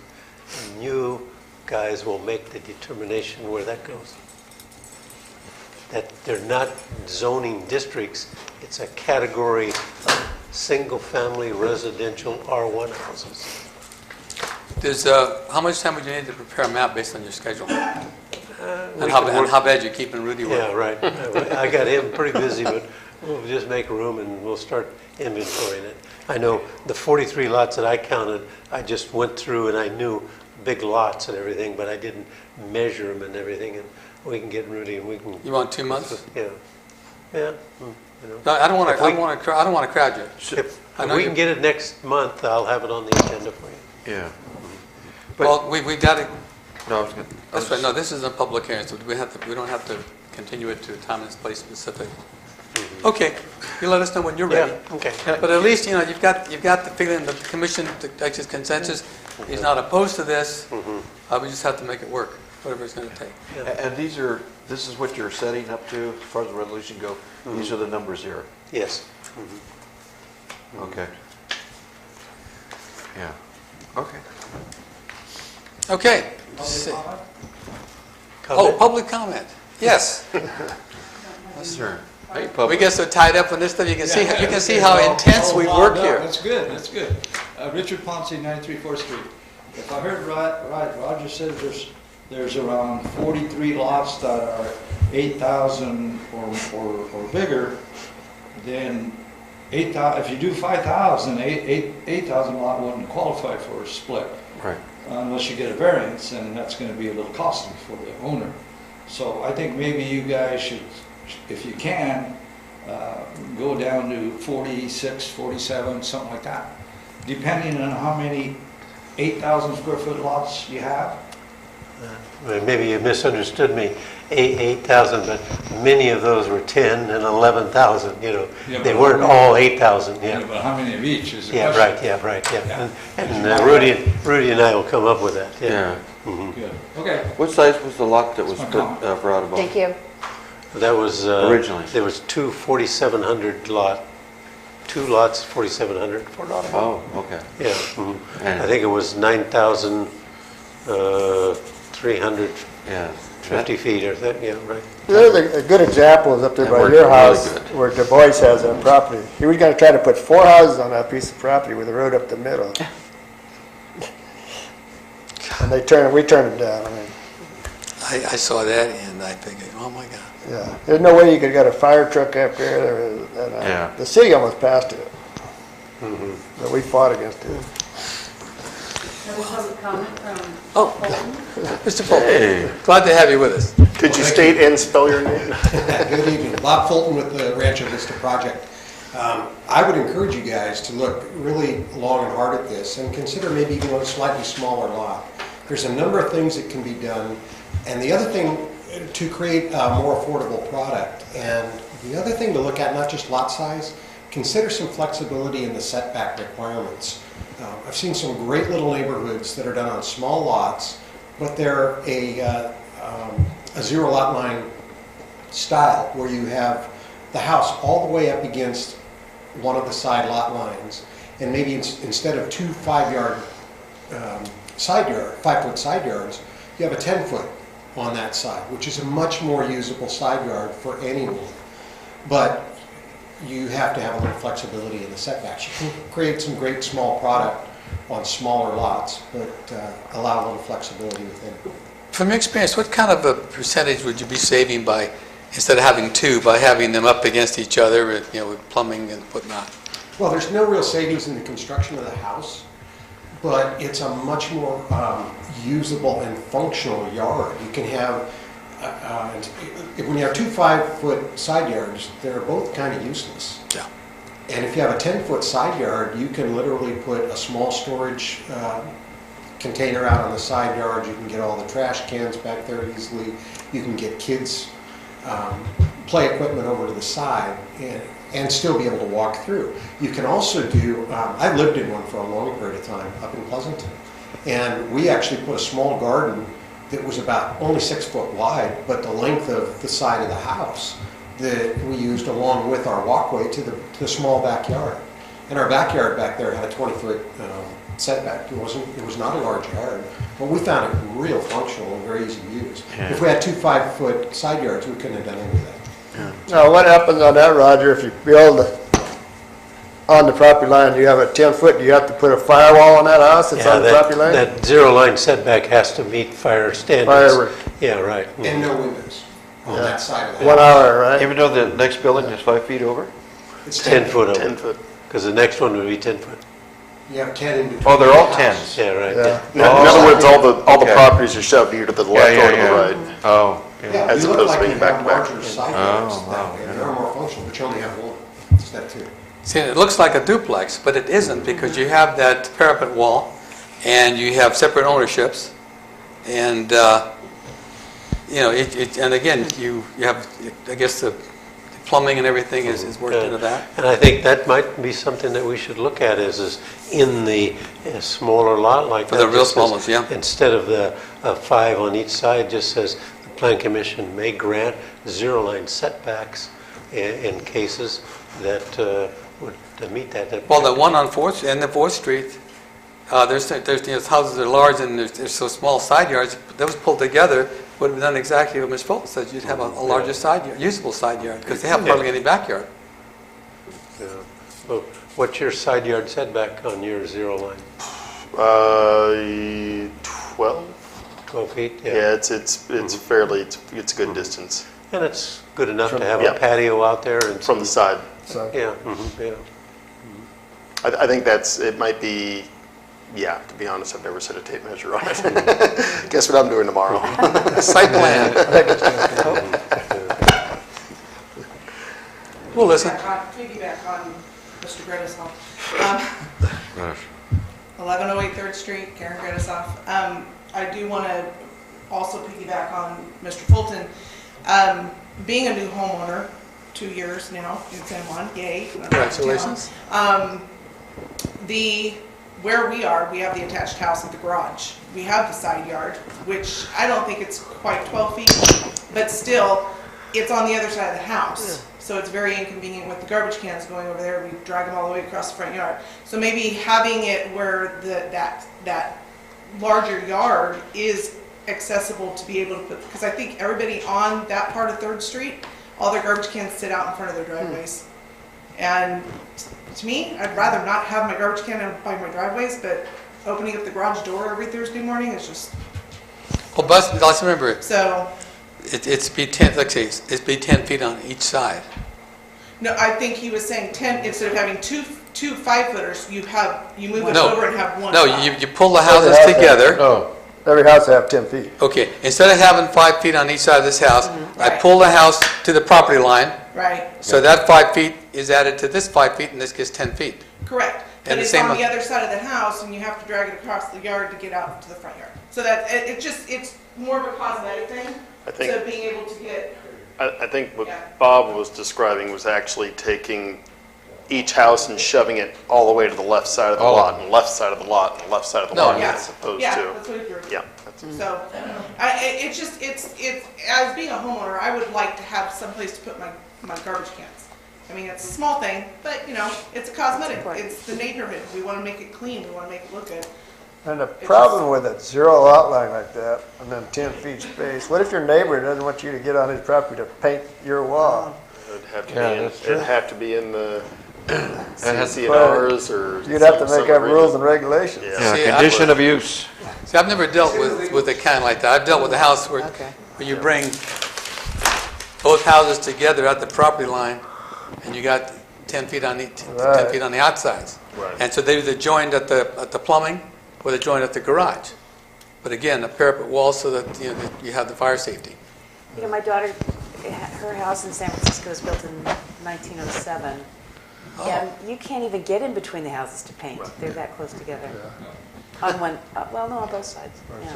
Yeah. Or repair siding. But you're right, if you had your lot sitting in your neighbor's yard, I mean, we just, luckily we're on good terms with our neighbors because we just had the trim painted. and- Be nice to your neighbor, they know where you live. Yep. Okay. Okay, so we've gotten through that. Staff's got direction there. What else we got? Consider request for revision to site and design approval of the brewery Puerto Cerda. Okay, from the Historical Review Board, they continue that to allow for additional information to be presented at this next meeting. Right. So there's really no point in discussing something that's We already been have not discussed. gotten anything to go forward Yeah. from the historical. So I would say let's continue that item to the next meeting. I would like to, at some point, ask them to paint that rail, paint it black. I will go talk to You can do JJ. that. I came to the same conclusion when I seen it Monday morning when I came in, and it's just too bright, and if he toned it down to the natural color of the building, it would look much better. Yeah, not white. Yeah. What is it? In front of JJ's, the new rail. Oh, the is white rails. White, yeah, it just doesn't that just go fit. up? Yes, probably on the They're weekend when putting up, Roger wasn't they're here. putting it up twice. And we were there on Saturday and it wasn't It there. wasn't there? No. Well, that should have come in front of us anyway. Yes, definitely. Historical district, again. Yep. That's one of the problems we have here. Now, who put that? JJ put it up or the owner put it up? JJ. He's getting ready to paint the building too, right? Well, he started to, and then he kind of backed out, so. You know what? I think that building needs painting. I think it's got bare wood Right. in front. So we should, But he has to come back in front of us, right? Because it's an He'll historical. be coming by with his fence. yeah. Did he say he didn't want to paint? He just kind of backed off on it, but I'll go talk to him Yeah, again. because as it is, it's going to be an eyesore, especially with the nice new building. Do you think the Historical Review Board would bring that up when he comes by to talk about his fence? Probably. Yeah, Okay. You might advise him that they're going to ask questions. bring his colors. Okay, so that's continued to this July meeting. Yes. Now, discussion items. General plan and EIR update. This be a staff issue. The notice has gone out for the June 17th hearing for our environmental impact report. That will be at the community center, and we're gearing up. We've received 3 or 4 comments so far, and we'll be addressing those. And so we wanted to make sure that you're aware of that. Did, Trish, did everybody get the notice? Yes. I did. I did send it out in the. Yeah. Okay. Okay, for the record, I did, yeah. Yes. I'm for the good. record, is this on the website? Yes. Okay, so just anybody in the public wants to look at these documents, they're available on the city website under planning or I believe it is on the planner page. on the planning page? Okay, I just wanted to get that on the record. Okay. Okay. 3rd Street design charade and parking. Yes. This I is saw something. I watched that portion of the last council meeting. Uh-huh. You Sounds can like we're gonna see have- in the foldout and everything there that each intersection, we've kind of come up with a plan where we wanted to raise the elevation about 2 inches, put pavers, so that when the cars go down 3rd Street, from block to block, they got to go up over the pavers and then go down and everything. And it's a traffic calming device. We have earmarked the speed limit on the 3rd Street in the historical district as 15 miles an hour. And we're finding that a lot of people are violating that. Can't read. And particularly the motorcycles and stuff. Now, the intersection design is something that is subject to, we're going to review that, how you feel about it, but it was to elevate the thing and then put pavers and then maybe a circle medallion in the center there. It could be straight concrete or maybe a ring of concrete and then different color pavers. That'll give it a nice texture. See? And we've seen this in a few communities where the thing there, and then the crosswalks in the 4 areas, if you see there will be the European crosswalks, not the like the piano bar, and it wouldn't be the crossbars, stuff like that.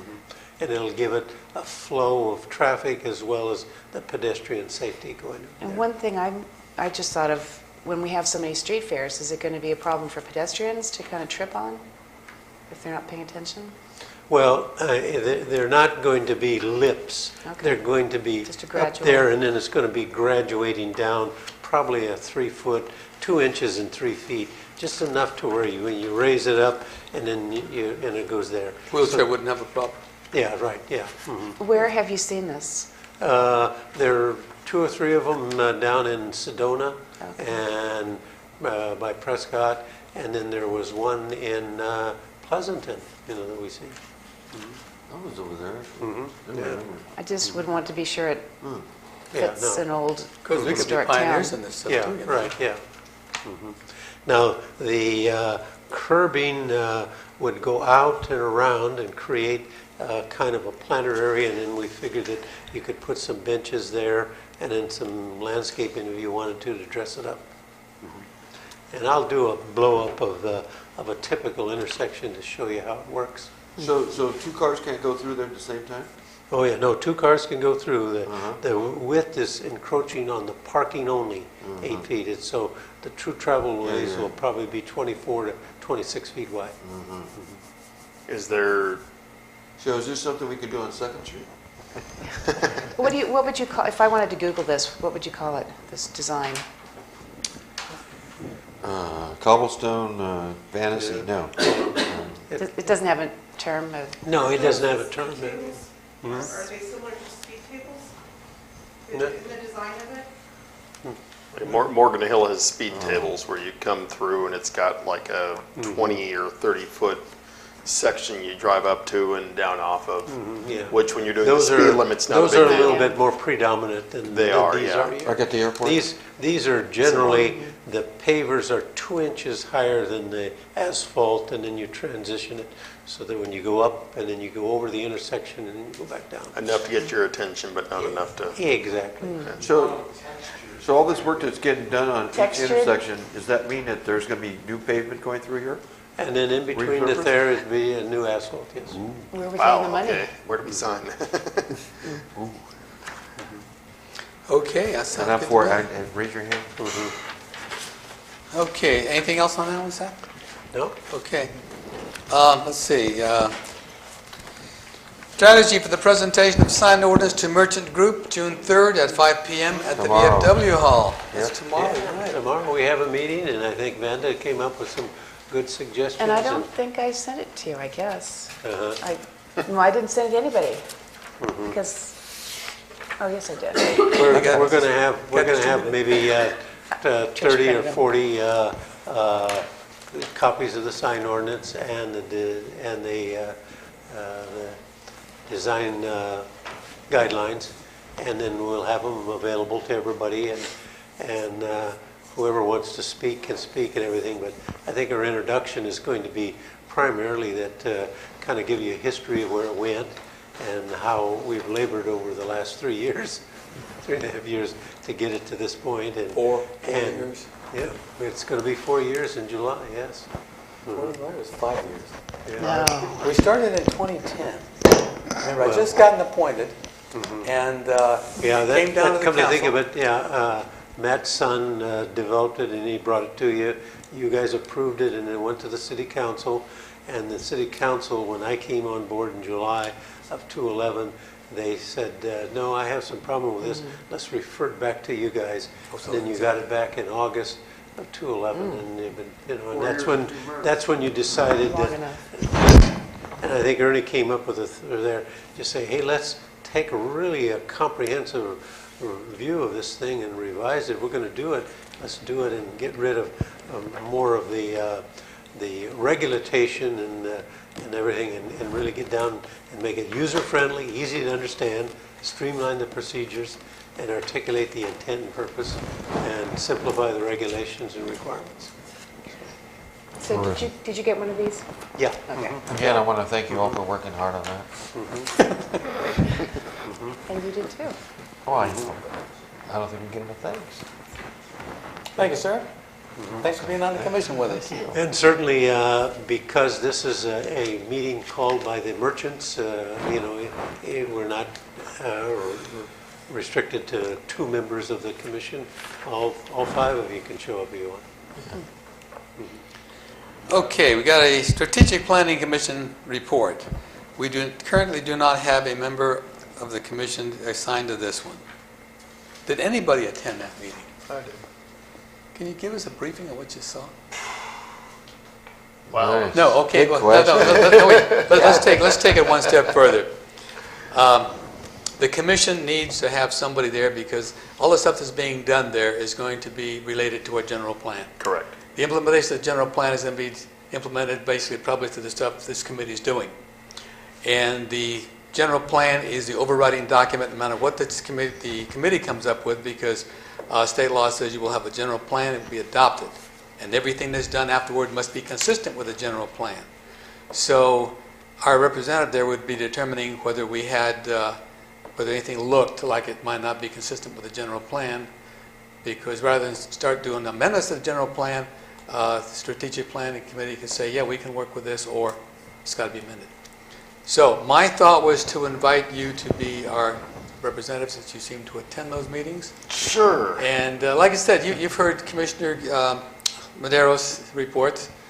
Not looking for detail, just like you see in the newspaper, just the high points of did this, did that, did this. Yeah, I mean... Will you accept the assignment? Yes. Thank you, sir. I think the highlights of the... Don't laugh.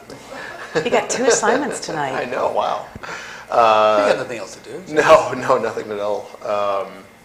The highlights were the youth commission, which I guess they're swearing in tonight. Yeah, is that what I heard? So they're swearing in the youth commission. It's two people right now, and we heard the resumes, and wow, I mean, impressive, just the way they talk. That's getting reopened in, I want to say, September-ish for the new school year. Taking more members. Taking more applicants in. Where's this being sworn in tonight? I forget exactly. Do you know, Trish, where is this meeting tonight for the youth commissioners? Community hall. Oh, yeah. We have some Mission Village Voice in the back that shows the students who were selected. That's the same committee, right? The youth commission. Yeah. Yeah. So there was that. There was a discussion on the fields and redoing soccer fields, both the one at the school and the ones next door. And it's, they were able to fundraise a fair amount of money, but I believe, and I'm going off of memory because I wasn't taking great notes, there was some concern about planting the new lawns in the middle of a drought, because even though the turf that's being proposed is using some fairly high-tech soils that actually help hold moisture, it's charging the soil to get it to the point to where it will sustain and then be drought resistant. Will take quite a bit of water, and so it's in this little bit of limbo. If we're trying to set an example, it's a poor example to plant 3 gigantic soccer But once fields it's worth of lawn. established, it's drought tolerant. Yeah, once it's established, the system as it was being described is fairly well drought tolerant. So it's got to be pretty tough stuff because those soccer players really beat up the land. Yeah, this is actually a lot like AstroTurf? Hydro. Well, it's not the lawn itself; it's the soil underneath that has an additive to it. And I'm trying to think of the proper term. Some kind of a gel. Yeah, it's like a gel that soaks up and holds the moisture, but it. Teresa confirmed that it is similar to the product in diapers. Who knew? Well, Teresa. And I think in general those were the big highlights. Thank you. So I will take better notes for next. I'd appreciate that. You bet. Well, Mr. John Freeman is the one that got all the notes. I just get a copy from him and highlight that. It's easy enough. Yeah, you don't want to duplicate the effort. Yeah, I wanted to keep the presentations made by commissioners, since we have the charge to be here. And, but yeah, however you want to do it. Okay. Okay, so that's it for the status report. How about the future agenda items? Anything you want to see? The items that we're continuing. All the items, okay, anything new? I'd like to find out about Harbs and figure out is that still, I don't know whether that's a future agenda item or not. I guess the question is. ARCO project? No, Harbs, the storage locker. Oh, Harvey's lockup. Have they been keeping up on the things they've been asking in that time? I know they had that looks like they had a water main break, and I saw that USA just came out and It's been a month, though. It's been a month. That's my question. It's been a month. No, that's not a water main bug. That when the infrastructure was put in, Pavex installed a big storm line as well as a sewer line, and they cut right through his sewer lateral. And from my conversation with Pavex, is the inspector on the job says, "Oh, that lateral's not used. Forget about it. They have another lateral and it's okay," and they just covered it up. Well, he hasn't been able to use his toilet, and it's been backing up, and so got to For a thing. how many years? So now we're over there cutting, and we're going to dig down into the sewer main, and we're going to bring a new lateral underneath the storm drain, bring it up, and then connect it. Wow, so now we're bearing the brunt of the expense. Yeah, right. Now, I don't have any verification that the inspector said that, because Hannah Bernetti Mitch is retired, and the other inspector, the older guy, he moved out of the state. So, wow, what's happening with the fire sprinkler and all that? Nothing?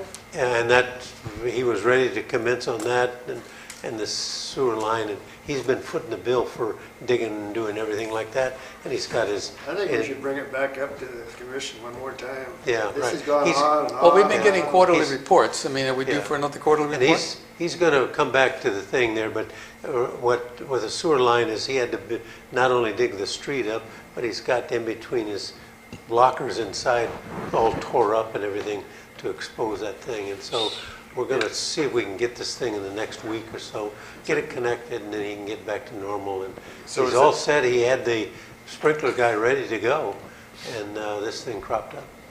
Is this the city or is this the owner? Do you want this on as a discussion item for the next meeting? Why not? Because it's not on the agenda tonight. Let's do that. Yeah. But I We think should bring it back. Wait a minute, are we due for a quarterly report yet? Seems like we just had one, yeah. It's only been, I think, 2 months. Do we want to discuss it? Do you want to wait to the quarterly report? I think we should bring it back and get with it, because this is going on and on and on and on and on. I think before we have the sign presentation tomorrow, we should take down the temporary signs too. Because if we have a fire down there, it's 8 years since the temporary, fire right? sprinkler's been put in. All of them in town? We're gonna be in trouble. No, Yes. the one on the barn there. I mean, Okay, agendize it for discussion then. Okay.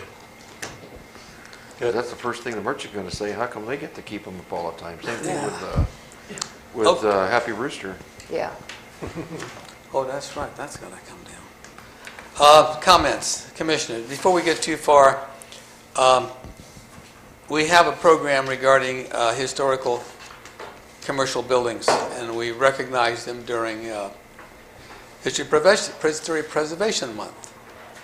And it's been brought to our attention that there's an awful lot of historical residential buildings that could also use some work and could be encouraged by a program to recognize folks who do it. I was going to invite Commissioner Maderos, if you would chair that and come up with standards, whatever it takes to identify a house that has done something. Again, a residential, a lot of the old ones. You want my recommendation? Yeah. For the commission? For the commission? For next, Or the resource board? for next May, right? For next May? Yeah, because see, we have run out for the commission, for the historic I'll bring you photos commercials. and, We do that, to keep following what's happening, but we get a strictly report. residential. Yeah, just residential, because we got the commercial pretty well tied up. And this way we could have residentials, and if we need to agendize that for discussion, no problem. But at this point, I just wanted to invite you to do that. Will you Yeah. accept? I'll accept that. You know, Okay. I just signed up for 2 more committees. Yeah, I know, well, that's why. This one isn't too big, though, because you can get... No, that's fine. No, I'd love to do that. No, don't get, Because you can... it's been a long day. We get you another commissioner to work with if you... Well, we could, huh? Or you can How ask about you? we can ask for volunteers, or... Yeah, I know. Whatever it's going to make it easiest for you to do the job. Yeah, but for next month, not a problem. Yeah, I No, can for get with, April. yeah. We'll have to We work can- out in April, we can then do a that's in May. walkthrough and- Yeah. So at what point you want to have a discussion, public discussion, let me know, and we'll agendize it. Okay. Sounds good. Okay. And I have a question about the winner of the commercial, and it's titled as the Washington Theater, but the inscription on the building is not Washington Theater. It's La Calavera, Yeah, but we called it La Calavera. you did? Yeah. That's not what I thought. It was, somebody titled it to Washington Theater. I don't remember seeing Washington Theater anywhere. Might have been described. There was Washington Theater sign up on where that insignia is now. I mean that label is now, or sign. Yeah. It's been a long day. Right? I mean, you would know, right? I will find out for you, because my wife used to work there. Yeah. She learned all about It was fashion always that known area. as Washington Theater. Oh, are you saying that that's what it was called? It used to be called Yeah. Washington? Oh, okay. Yeah, and that's why it was built. I mean, the reason why they Yeah, built it, because yeah. it was a theater, and we even had movies there. Yeah. That was on Washington? There was Washington Street, Washington Amazing. Theater. Well, Got it. And if so, you feel so I an think the amendment is nomenclature required- is Well, not adequate. I heard it from a source, a longtime source. You mean the Washington Theater part? No, La Calavera, Oh. yeah. Janet gave me all the Okay, if backstory. a modification needed, we'll agendize that, let us know, we'll agendize it for next month. And make a revision. Yeah. Should've put Oh, I'll make a motion that we adjourn. Okay, wait a minute, we have others. Seconded. Anybody else any other I'll second commissioner want to say anything? No? City that what you're- manager, staff, Rudy? Where have you been? It's too late. You can't. It's great to have you around, but you really just need to keep it down a little bit, okay? Okay, Chair entertains a motion for adjournment. Maybe we don't want to get Rudy started. Chair entertains a motion for adjournment. I make a motion, we adjourn. I'll second it. I'll second it. 9:13.